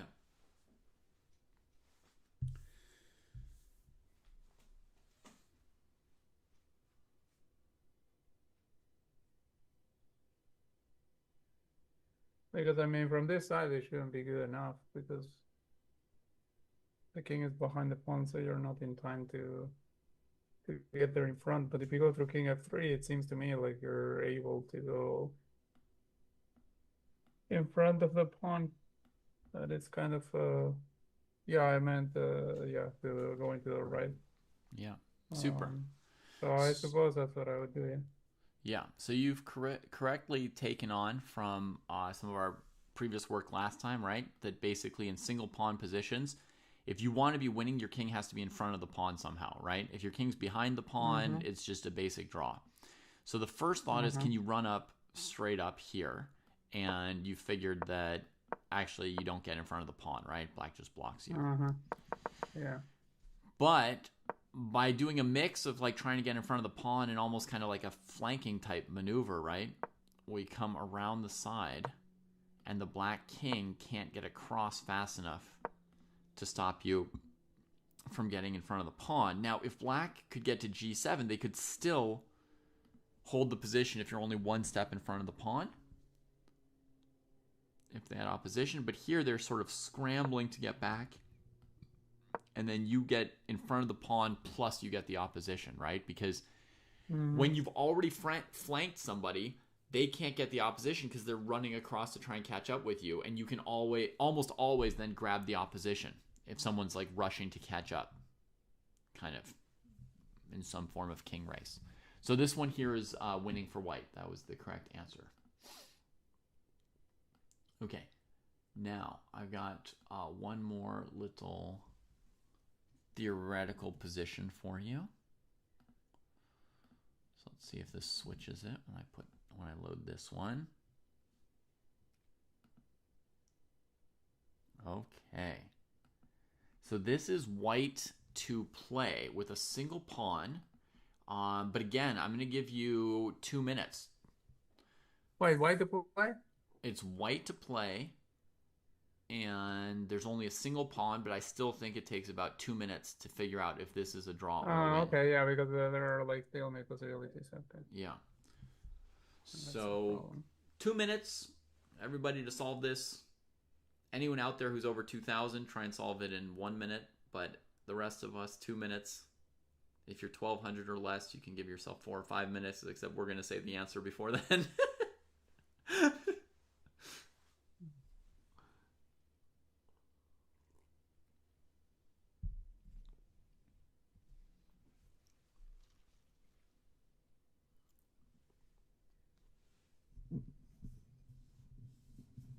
This doesn't work.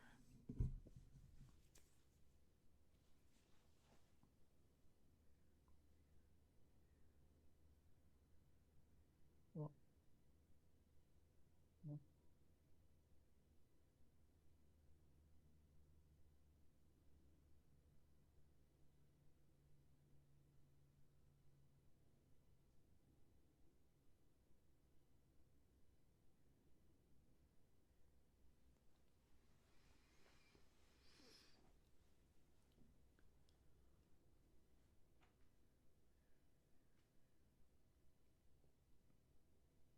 Okay.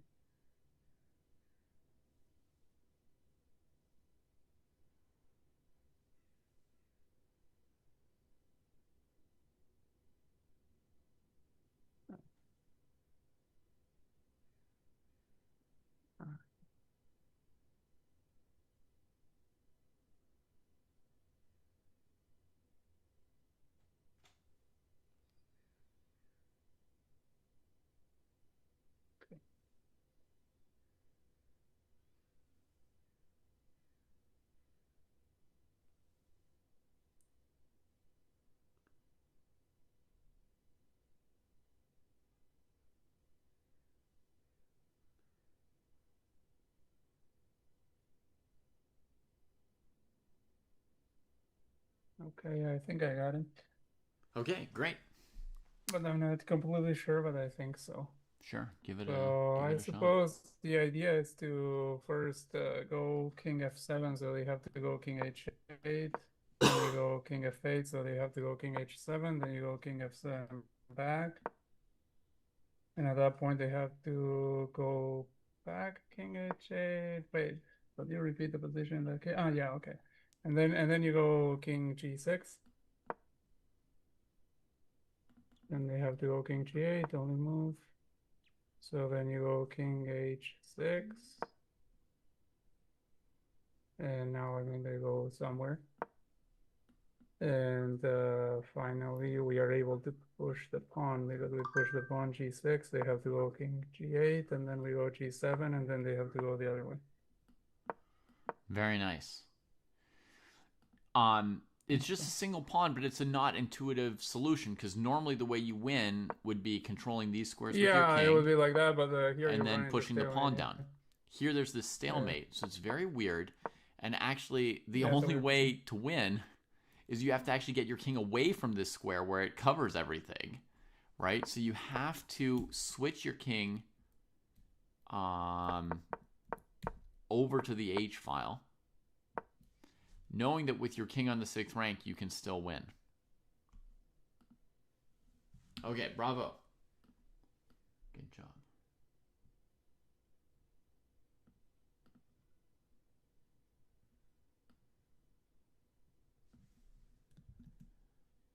Next position.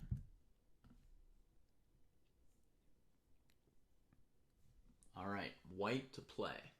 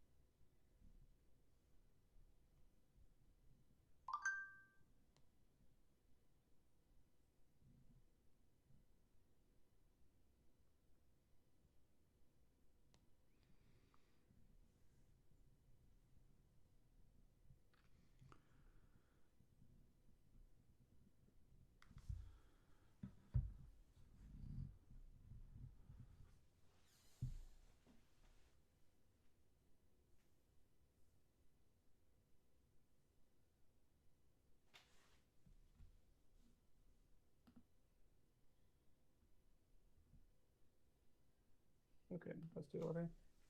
Okay. Yeah, I think I have it, but let me double check a little bit. Okay, go for it.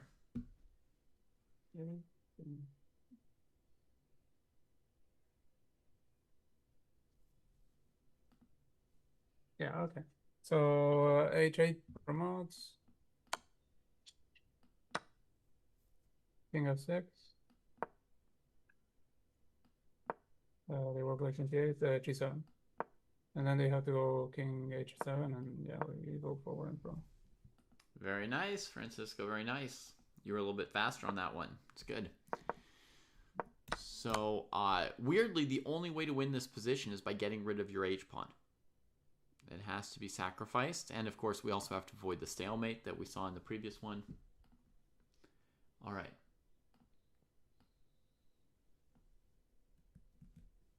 Let's keep going.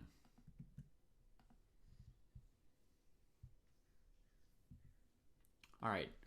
So here we, again, have a single pawn and maybe like a little more advanced question about the white king getting in front of it versus behind it. This one, it's black's move to play, and the question is it a win or a draw? Again, so that's partly like looking for the best variations, right? But a lot of these questions, I ask them is it a win or a draw?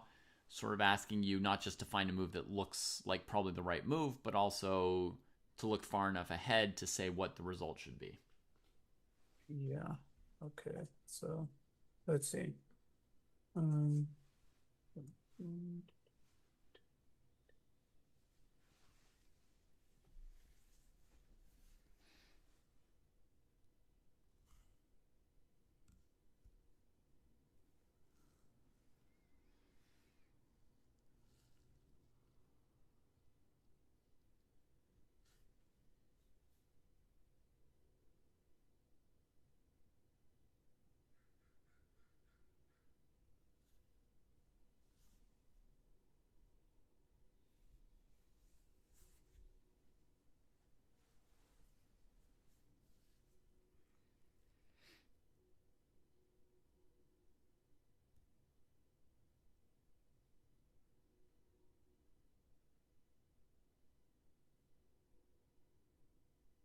I think it's a draw.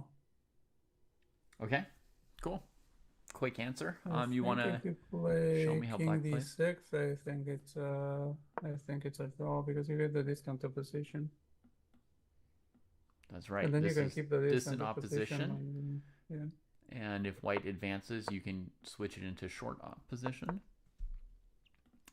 And if white tries to come getting in front of the pawn with king And e3, then you oppose with King E5, I suppose.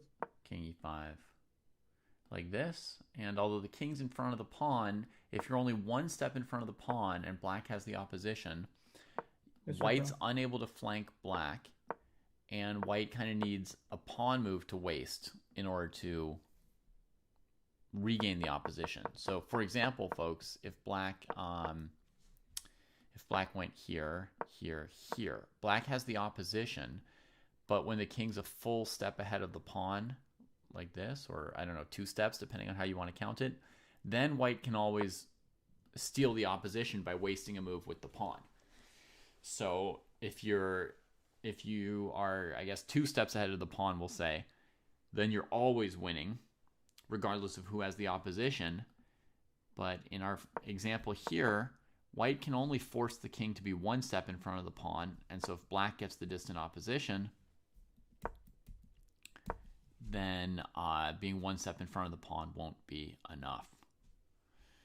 Other important point, if white plays king e2, you don't want to come forward and blunder into the opposition from white. You want to keep that distant opposition with black if white plays some fancy move like king e2. Okay, very nice. I'm just going to keep giving you puzzles to solve for a while longer, if that's okay with you. Yeah, that's okay. Yeah, that's good. I have a plan to teach you one thing today. So basically, I'll give you like half an hour of puzzles, then teach you one lesson, and then give you another 20 minutes or 25 minutes of puzzles after that. As long as that's working for you, but just speak up sure. if I'm not giving you the right thing here. This position I think is black's move. Let me see. Yeah, it's black's move. So we got, I think, maybe only 2 legal moves, not to give you too much of the answer. Yeah. But it's black to move. And my curiosity is, is this position a draw or a win? Okay, let's see.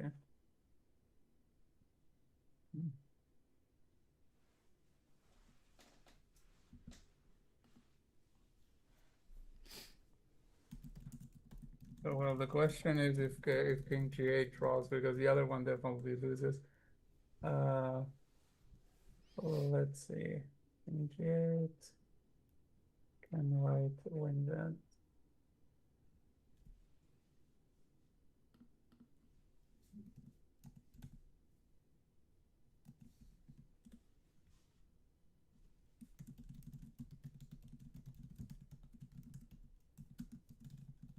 Oh, okay. Go here.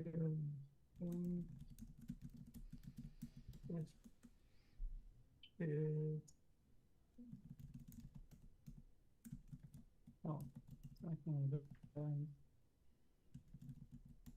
Oh, it doesn't have to move.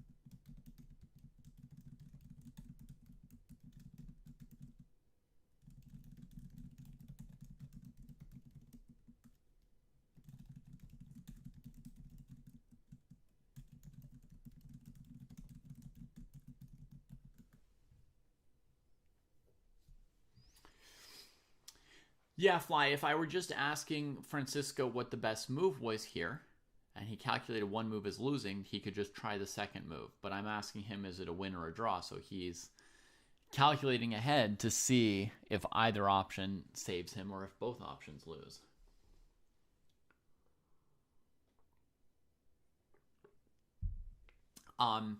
Just being able to figure out by elimination what the best move is in a certain position or what the best chance is, that's a useful skill in a game for playing a position. But being able to assess whether a position is winning or drawn and figure out the evaluation is very useful in advance if somebody were deciding whether or not to make a trade. So, for example, you could have this position here, but with the white king on h5, a white rook on g5, and a black rook on a5. Right? And as black in that position, you'd be asking yourself, should I play rook takes rook check and go into this king and pawn ending? Or should I, move my rook to a1 and keep playing the rook and pawn ending? Right? That's why it's a very important skill to be able to predict if certain positions are wins or draws. Even if once you have the position, all you can do is play the best moves, you might not need to figure out for sure what your best move does in some cases in a game. But when you're choosing which positions to get to, and transitions and trades, especially in endgames, if you've got a knight ending, a rook ending, a bishop ending, and you're looking at a trade of the last piece, that's where you need to be able to really evaluate a certain endgame as a win or a draw in advance. So it's a very good skill as well.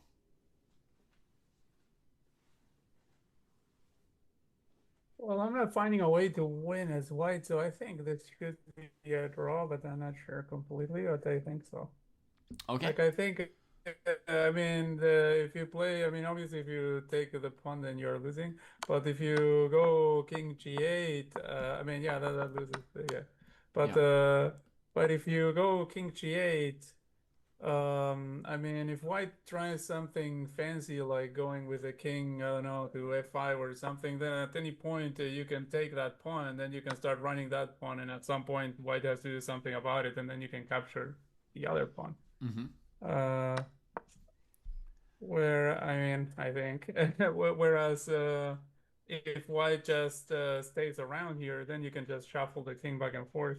At no point can you push this h pawn, because if you push the h pawn, then it's a stalemate. Yeah, and we can just go hide in here, and it'll always be a stalemate. Yeah. So that's what led me to think that this is a draw. Maybe I'm missing something. Yeah. And if you take here, then black takes the pawn, and you're never like going forward there. Exactly. I think. So the key thing here is just kind of recognizing that white's not threatening anything. Not freaking out and trading, just sitting with king g8. That's the correct answer, indeed.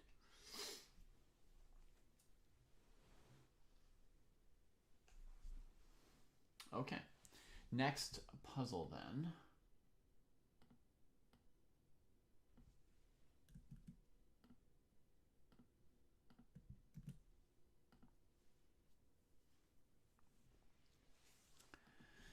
All right, so now white's got 2 pawns against 0 again, and it's white to play, and our question is, is this position winnable for white? And actually this position, you could ask yourself, if it were black's move, would it be winnable? You could ask yourself for white or for black. Either way is an interesting puzzle, but I think I set it up so that it's white's move here. Yeah, it is. So yeah, ask yourself what the result should be in this position. Okay, my first instinct is that this should be a win, but let's see. So go here.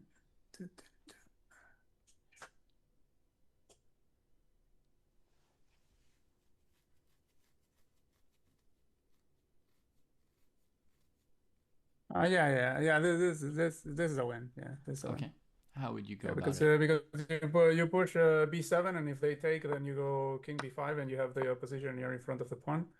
And if they don't take the pawn, then you're going to go king c6, and then you're going to just build the red carpet and promote that pawn. Perfect, yeah. and king b7, king b5. By now, you're just very familiar with this. You go right into your flanking stuff, right? And now, again, we want to be careful about the stalemates, right? So we have to watch out for like this kind of a trick, right? But you already know to switch over to this side. Yeah. If it were black's move instead of white's move in this position here, black could play king here. Well, for example, let me make it black's move instead of white's move. They could play king b7, and you'd go king b5, and you'll win easily because you've got a spare tempo here with your extra pawn in the back, even though your king's behind this pawn, right? So they can drop back, which is the best defense in general. You go here, here, here, here. If you didn't have the extra pawn, this is where you would have to either stalemate with king b6 or hang your b pawn, but we've got the extra pawn. So in general, 2 pawns is basically always going to win, even if they're kind of bad doubled pawns or whatever it might be. The only exception would be if they're already at like b6, b7, and it's already a stalemate, basically. But yeah, we should always be able to win with these pawns. Also, for anyone in chat who wasn't paying attention, on the first move, king c6, just trying to get control of the squares to promote your pawns would be a big blunder because that is stalemate. Already.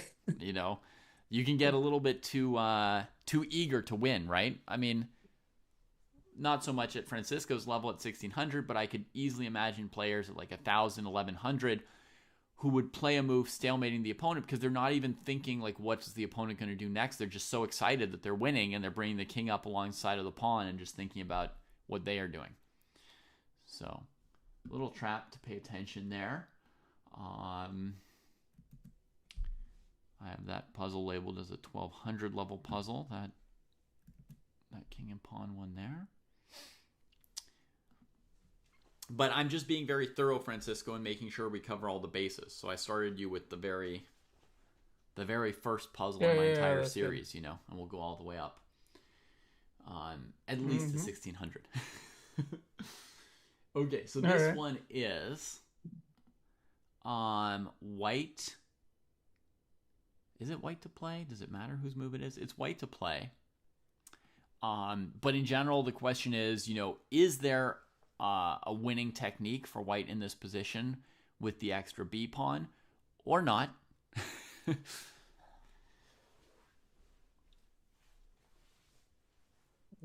let's see.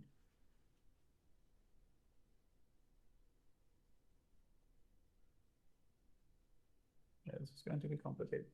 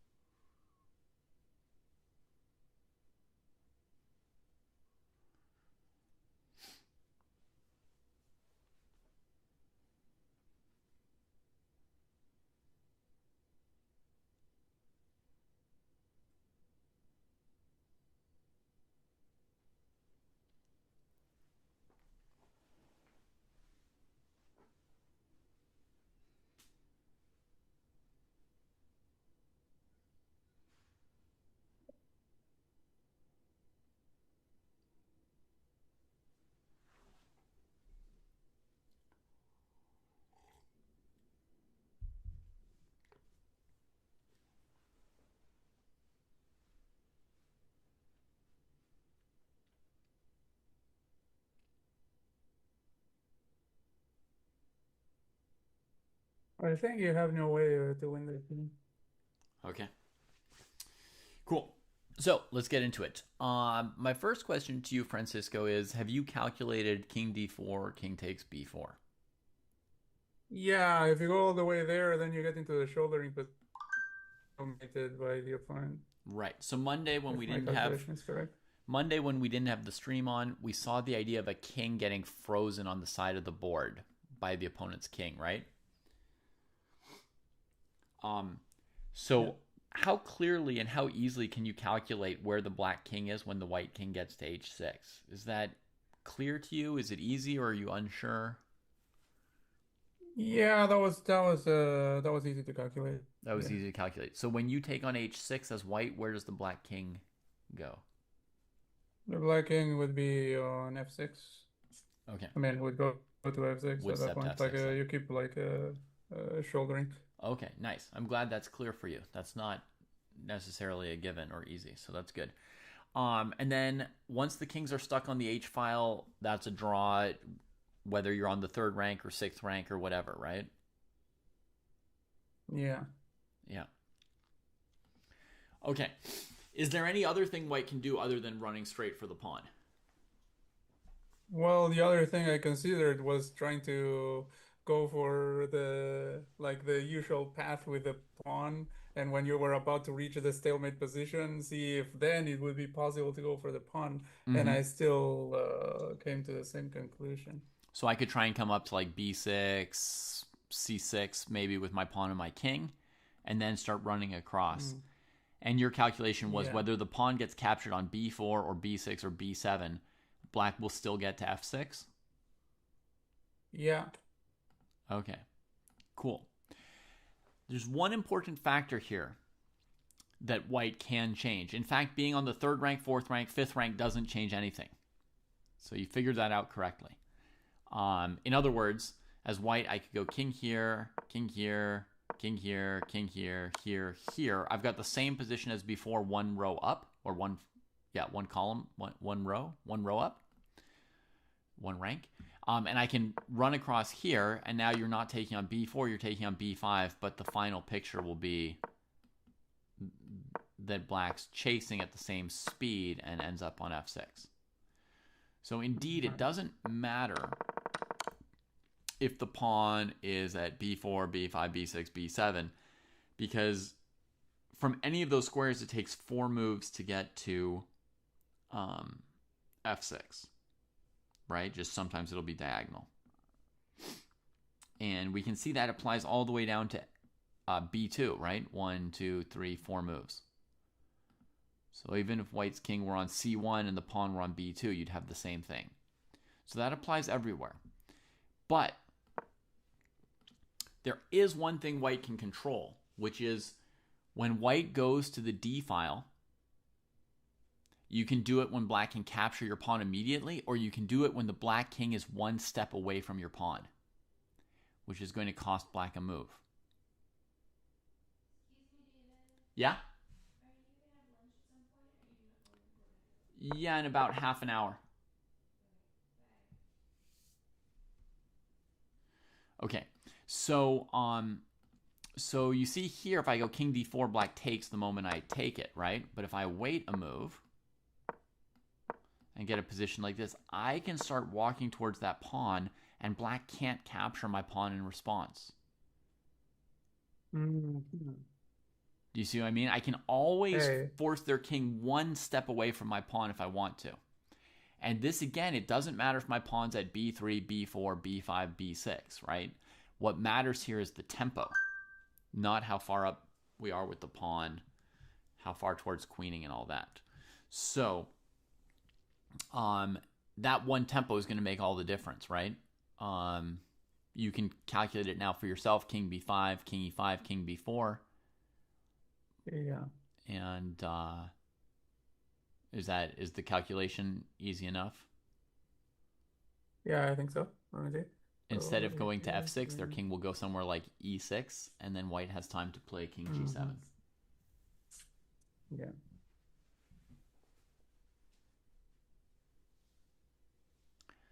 Interesting, right? So this position, we can think fundamentally about, like, does the row that we're on matter? Actually not. There are some endgames where it does matter how far up the board the pawn is. But there's always this question of the tempo, right? Do they capture the pawn immediately, or do we make them wait a move before capturing? It's a very important technique that's relevant in a bunch of 2-pawn versus 1-pawn scenarios or 2-pawn versus 2-pawn scenarios. Okay.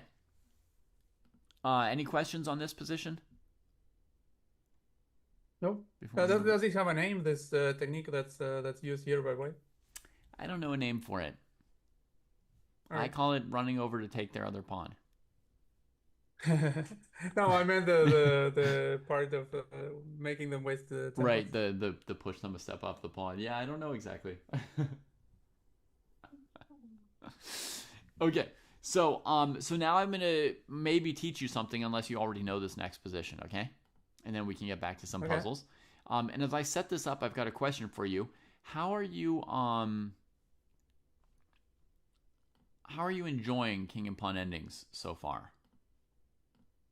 Oh, I like them. I think so far I'm learning stuff. So yeah, I like it. Good.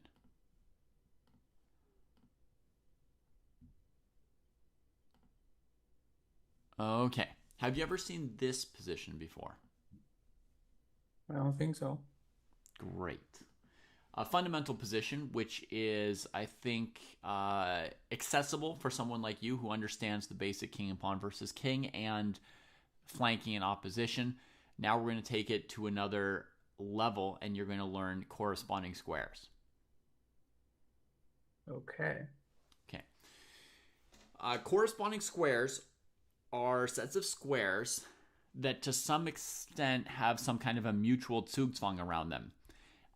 In a sense, it's a square where when the attacker or the person trying to win, right? When the person trying to win puts their king on a certain square, there's exactly a corresponding square that the defender needs to put their king on to prevent you from winning. And to understand that, it's also important to understand about winning squares, which I think we mentioned already previously. No, I don't think we talked about winning squares. Okay. So this position here. Okay, so in general, winning square is a square which, if your king reaches it, you win. So it's a logical name for a thing, right?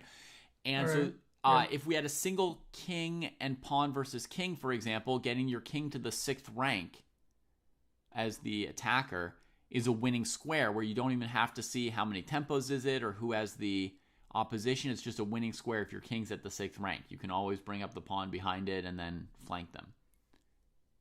And if they have the opposition and you can't flank them, you still win by tempi, right? Just by stepping aside and pushing the pawn up. So that's an example of a winning square. This position here has a winning square for white. If you'll excuse me for playing some dumb moves for the players. I'll show you that white has a winning square for their king, which is this one.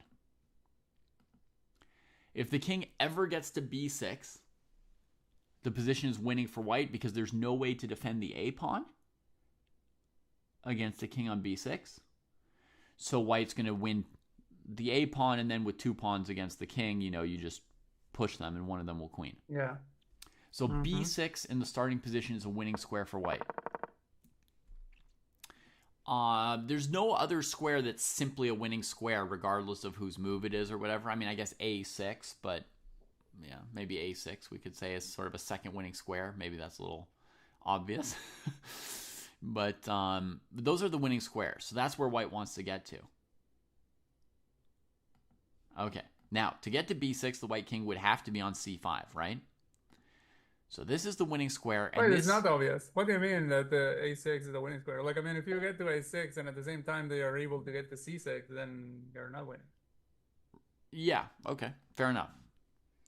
I guess if you were on a6 and they were on c6, it wouldn't be winning. So, yeah. So to get to b6, we've got one square to get there from. It's c5. So we're going to call square c5, we're going to call it square A. Okay. Okay, like going back to geometry class. So when white is on c5, they're on square A, And what square or squares, sometimes there's more than one, what square does the black king need to be on to prevent king b6? Well, on king on c7 they are able to do it. On a7 they are also able to do it. Well, a7 doesn't work because there's the pawn. But I mean, if we imagine that pawn is not on the board, then on neither one of those two they would be stopping that. Well, or on b7. Right. So king c7 defends b6 and king a7 defends b6. But if you imagine the king on a7, white's king would flank around king d6, king d7. Maybe that's a second winning square for white. What do you think? If the white king is on d7, Oh, okay. is this endgame winning? Yes. Yeah, you could put the black king anywhere you want, and you could say it's white's move or black's move. If white's king is on d7, that's a winning square. So in this position here, if there's a king on c5, a7 is not an acceptable square for black, because white can just go king d6, king d7, and get to that other winning square. So if I call this square A, there's only one square the black king can be on to defend, and that's c7. So that's square A for white and square A for black. And the way the corresponding squares work is if the attacker's king is on square A, black needs to be able to, or the defender needs to be able to put their king on square A in response. This also generally means that if the defender's king is on square A, the attacker could win by putting their king on square A, because the defender will have to move off of square A in response. Right. So you're saying A both times. So Right. You mean if they switch the squares, like if the attacker goes to a square where the defender was, and the defender gets to a square where the attacker was, that's also good for the attacker. So basically, if the attacker goes to square A, the defender needs to be able to go to square A to defend. If Wait. What? So you're calling both a square A? These You are mean both square A, A. square B? Exactly. Oh, you call They them correspond. both square A. Each player has a alright. square A, and each player will have a okay. square B, etc. Okay, so when you said that if the defender goes to the attacker's square A, then and the attacker goes to the defender's square A, then in that case it's winning. Right. So if I go to c5 as white, black needs to be able to go to the corresponding square to defend. A corollary to that is that if for some reason black went onto square A when I'm not on square A, and I can go to square A, then I should win because the black king can't stay on square A. Does that make sense? They have to, like, they need to move. Yeah. They need to move to square A whenever I'm here, but since they're on square A, they can't move to it. They have to go somewhere else, and we come here. Okay. So this is what is called mutual Zugzwang. Have you ever heard that term before? Nope. Okay. Mutual Zugzwang. So basically, mutual Zugzwang means that each player wants the other player to move at the same time. In other words, if black had to move, we can see black's in Zugzwang. Their king would have to move away. White plays king b6 and wins, right? Mm-hmm.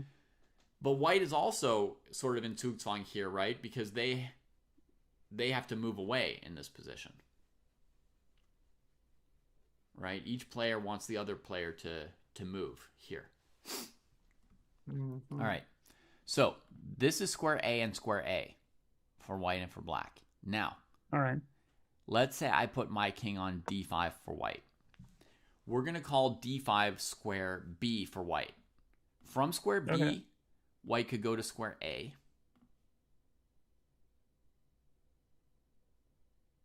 Right? So for black, we need to find a square B somewhere here from which black could go to square A. Right? We need to pick a square for black from which they can go to A. For example, if I do this and white comes here, I need to be able to go to A. So the question is, where should the black king go to correspond to B? What's the best square for black among these three squares now? Or is there one that works? Okay, let's see.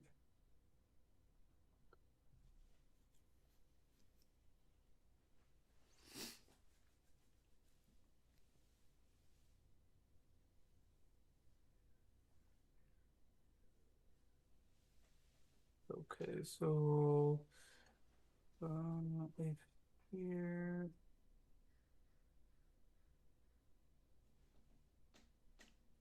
So I'm assuming they would have to go king c8. Yeah.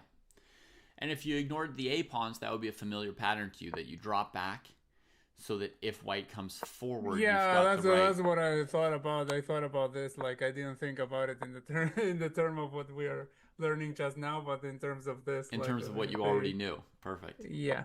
Yeah. So this is the square you need to be on, partly because you can go to square A if white does, right?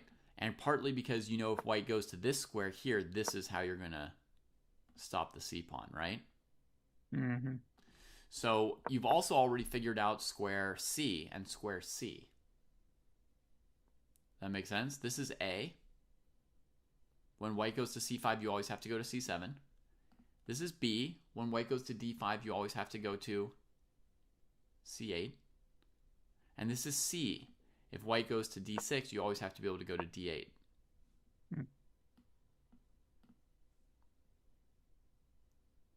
Okay, that's ABC.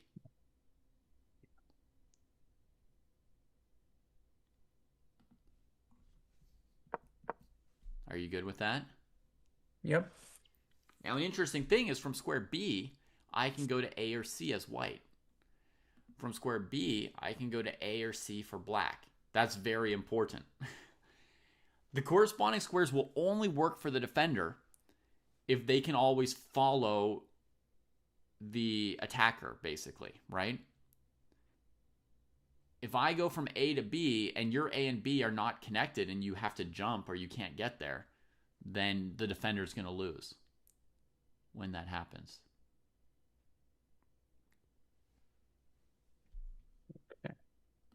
Okay, so now for white, I've got A, B, C, and black has A, B, C. For the moment, there's nothing to trip black up.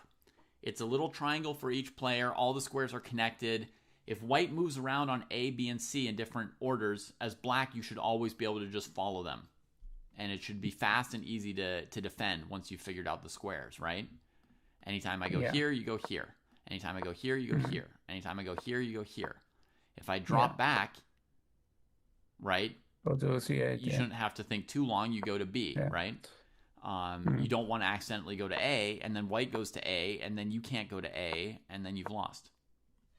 Yeah. Okay, so here we are. We're on B and B, and we've got A, B, C, and now we're going to introduce square D. Now, square D, it's starting to get a little far away from the winning square or the winning square, right? So it's a little hard for black to start calculating long series of moves. But let's think of it in terms of corresponding squares. From square D, the white king could go to A or B at any moment. So black, if they have a square D that's going to work, a corresponding square, they need a square from which they can go to their A or B. Okay? So black's A and B are here, and they need a square from which they can go to both those squares. So it's either going to be B8 or D8. Exactly. It's going to be either B8 or D8. So those are possible square Ds for black. Let's try one of them. Yeah. King D8, king here, no problem. Right? King here, no problem. Here, no problem. Back to square. Whoops. Well, that I just hung the pawn. Sorry. Apologize. We have to pay attention to that. You have to pay attention to details as well. I go to B for white, B for black, D, D, B, B, D, D. Everything's fine so far, right? We're holding it together. Okay. Are you good so far? Can I add another square? Yep. Yeah, excellent. Sure. Good work, Francisco. So now I go to square E. Sorry. E. From square E, I can go to A, B, or D. I've got 3 options. Does black have a square from which they can go to A, B, or D? No way. They don't. So this square E breaks black's defense.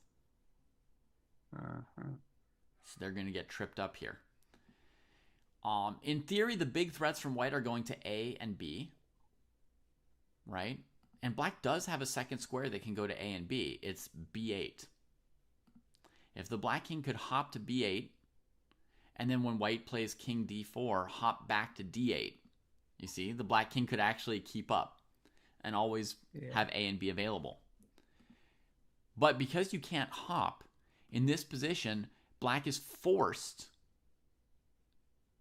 to go to one of these squares, right? Yeah. And then whichever one they do, if they go to A, white goes to A. Oops, suit's going the other way, right? If they go to B, white goes to B. Now they're forced to either A or C, right? If they go to C, white's going to go to C and win like so. And if they go to A, now white's going to go to A now and win like so. This maneuver you've just seen is also sometimes called triangulation. Yeah, that's what I was going to ask you, because I thought I heard about it by the name of triangulation, but I wasn't still familiar with it. Yeah. Never understood it anyway, so yeah. Because white's about to go here, here, here, here, here. A little triangle, right? Mm-hmm. And in this case, it's going to break black's defenses. Now I can't come up to A because they go to A, right? I have to go to B. Mm-hmm. Okay. Triangulation is sometimes basically the idea of losing a tempo, like going one step while taking two moves, and thus somehow switching who has the opposition or whatever. But in this position here, it's not so much about fundamental triangulation as about corresponding squares. The speed of it doesn't really matter. Basically, white's able to break black's defense because white has maneuvering room that allows them to go to a square that black can't match. And the big reason for that is actually that this pawn is attacking D7. You could think of it that way. Black's missing a square. So white has a box of 4 squares that they can move around in right there. And black only has 3, and they're missing D7. Otherwise, D7 would have been square E, the square from which you can go to A, B, or D at once. So this is actually the simplest position of corresponding squares. Therefore, it's the one that's always used to teach what corresponding squares are. Every other example of corresponding squares is more complicated than this, with more tricky diagrams. And it reaches a level of math problem where you kind of wish you had a piece of paper that you could draw it all down on and you could label the squares, and have a whole diagram. Like in a geometry class where you're saying this angle equals that angle and this side equals this side and stuff. Unfortunately, you have to do it all in your head if you ever get some insane king and pawn ending. But it is a big concept, if a difficult one, to apply well in games. So I wanted to introduce that one to you next, since you had the previous concepts down. Yeah, sounds good. Yeah. Okay. We'll just sit on that for a minute, see if you've got any questions or if you feel good before I just start throwing more things at you. So it's always like this with corresponding squares. It's always going to be 3 corresponding squares for one side and 4 for the other in order to win. It could be 7. It could be 5. It could be A through E. It could be A through G. Depends how complicated it is. And sometimes the defender has enough squares to defend, right? They just have to figure out what they are. So sometimes the attacker has 4 squares and the defender has 4 squares, and the defense holds. So the idea is always that if the attacker has more squares than the defender has corresponding squares, then in that case you're winning. Then usually they can break the defense, by using a square the other side can't do. The other thing about corresponding squares, Francisco, is there are, like, you're used to opposition, right? C5 versus C7 being kind of corresponding squares in a basic way with king and 1 pawn against king. You could think of corresponding squares in a position like I'm going to switch the position here for a second. We're going to go back to this one. Yeah. This position here, you could think of as corresponding squares. D2, there's one corresponding square. E3, there's one corresponding square. F3, there's one corresponding square. But you don't need to understand corresponding squares to solve these positions because they're very linear. It's just straight up opposition and distant opposition. Yeah. But there are positions where sometimes the corresponding squares are knights moves away from each other instead of straight opposition away from each other. Maybe because like the pawns make things. Maybe there's one extra pawn move left somewhere on the board or something like that, right? That would disrupt it, so it's skewed. Or maybe like the pawns control some square, and so the way they dance around it is a weirder shape, right? And then suddenly you can't do it just with opposition. And so there are positions where it's not even necessarily like where it's complicated enough that even if it's winning, you might approach on the wrong way with your king, and if you don't use the opposition's the proper corresponding squares, you give your opponent a chance to switch from losing to drawing. Or positions that are drawn, and if you go to the wrong square, you lose. And sometimes it's complicated enough that people will make those wrong moves plenty of times. So it's not just like, oh, the position's just winning or just drawing, right? There's a skill component in whether we get them or not.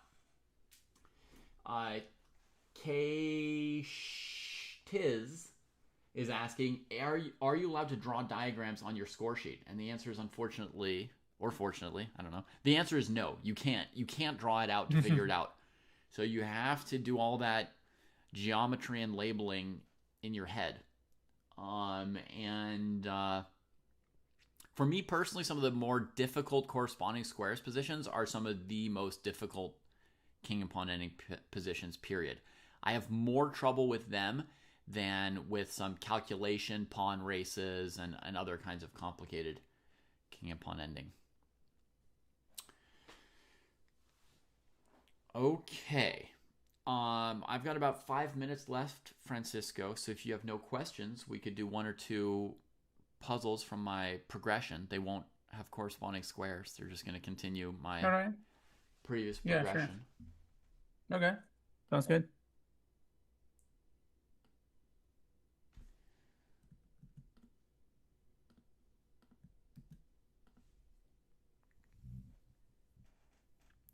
Okay. So this is a king and one pawn position, but with rooks on the board, right? And so, I assume black is to move. It's probably black's move because rook takes rook looks good. Yeah. Yeah, it's black's move. And so the question becomes, as I'd alluded to earlier, sometimes the question of what's the evaluation is very important, right? Because you're facing a trade decision here, right? You can trade and go into the king and pawn ending, or you can move your rook away, accept that you lose a pawn, and try to defend the rook ending. So now you have to know the evaluation of at least one of those two positions to decide which one to play, or maybe even both of them sometimes could be helpful. Well, I mean, I know that if we go into that endgame with the rook, it's very easily drawable. You just keep the king on b8, I think, and you bring the rook back, and then you can just because it's a knight pawn. Okay. I mean, I remember that much. Like it should be particularly easy to draw that one. So you can even sit. You can even sit in a sort of what's called the passive defense instead of the Philidor position or the checking from behind, right? You can actually literally just sit here like this, and once your king's on b8 and your rook is here, you know that position. Yeah. That's great. Good knowledge, Francisco. Okay. So you I solved mean, I this have position. seen that before. I don't know That's if great. I remember everything correctly, but I mean, it was like kind of brain dead procedure. Great. No, it's perfect. That's what endgame theory is about, right? Just like finding e4 on move 1 is a brain dead procedure for you, or knight f3 on move 2 or something, right? At some point we can increase our theoretical knowledge from the back, right? And so king and queen versus king is brain dead for us, right? And then king and one pawn against king is brain dead. And now you've got a few rook endings, so that's great. You're absolutely right. You nailed it. And that knowledge is enough that you could just say, I can draw with rook to h8 or whatever. But now, since we're doing king and pawn endings, evaluate the king and pawn ending for me as well. So rook takes rook, king takes rook. Is it a win or a draw? Let's see.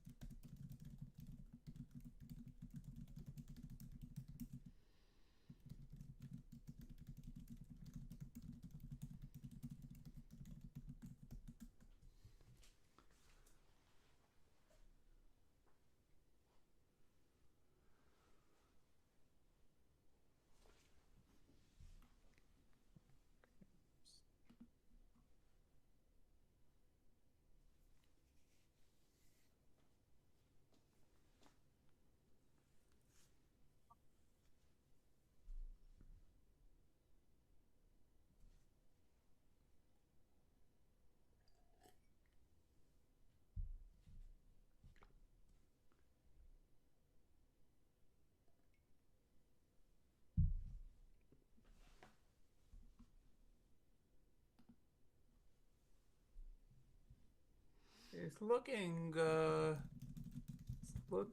like I mean, I wouldn't want to go there if I were black. Like, it really looks like potentially white can win this.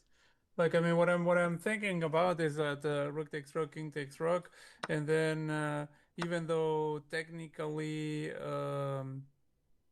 I mean, yeah, and then after that, you have to obviously go like king c7 or something, because otherwise they are just going to go for your pawn.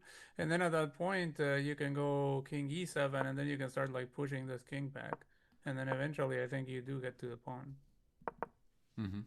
Yeah, or if the king goes this way, then we're doing flanking again, right? Familiar idea, right? We take the opposition.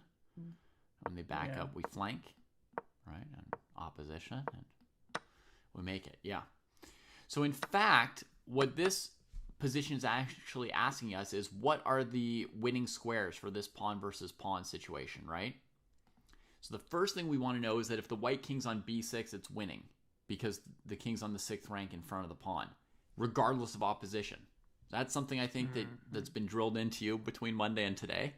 So king on b6 is a win, right? But then you sort of extrapolate outward. If the king is on c6, is there any square where the black king could be and still keep white's king out of b6? Well, no, it's too late, right? The king's too close. You don't have enough squares where you can sit around defending b6. So b6 is a winning square. c6 is a winning square. What about d6? Well, it turns out d6 is a winning square. And in fact, it turns out e6 is a winning square. Right? Everything is winning. Everything is winning. Now, let me just show you something else.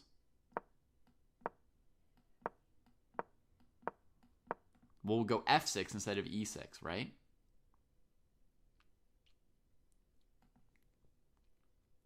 f6 in general is not a winning square. If the black king could get to d6, that would be a draw. They could hold side opposition, right? Or in fact, they might win because they could go to c5. When white's pushed it too far, trying to come all the way around behind, right? And black's just taking your pawn. That happens now and then. Somebody had the advantage long enough in a game that they're only thinking about winning, and they flank you behind, and then actually you just walk up and eat their pawns. Oops. But in theory, this square here would be should not be a winning square, right? Actually, we could even see that interplay. Let's go king here for black. So if we try to flank black, we can lose the game. So it's time to just say, okay, we can't win. Draw. Okay. So winning squares, all of these ones, right? And if you get to those squares, you already won the game. So if you're looking at squares around them, you have to see who has the opposition. Can you get to one of the winning squares?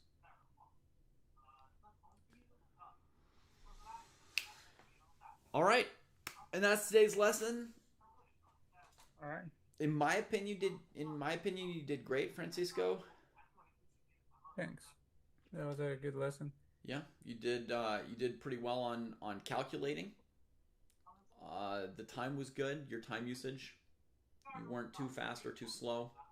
You're keeping up with the speed at which I'd want you to be able to calculate those things. Seems like everything's good. So as long as you're enjoying it, we can keep going with these. Yeah, sure. In the future. Yeah. Let's take a look a little bit more at corresponding squares next time. Okay. You want to see an evil version of corresponding squares?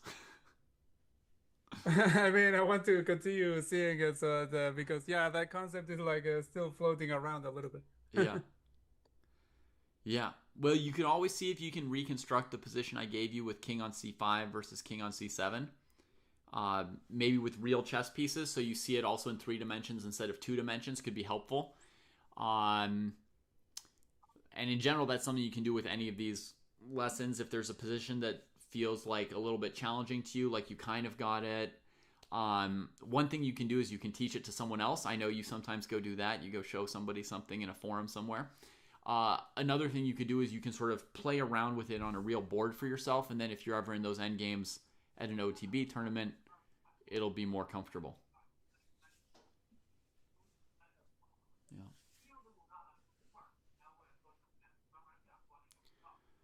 Okay, well that's what I've got for you for now. So you've got one more Najdorf video to look at. Let's maybe meet next Monday. Let me see if I have my calendar. I just have to make sure the kids don't have a day off school randomly, because they often do. Monday looks like a normal day. So let's meet Monday. And maybe we'll do like 1 or 2 king and pawn endings, and then lean into material as the main focus for Monday. Bounce back to material advantages or disadvantages, sacrifices. Okay. Yeah. All right. See you then. All right. Yeah. Thank you for the lesson. See you. Of course. All right, folks, we're going to end the stream there. I'm going to send a raid. I hope you're all having a great day.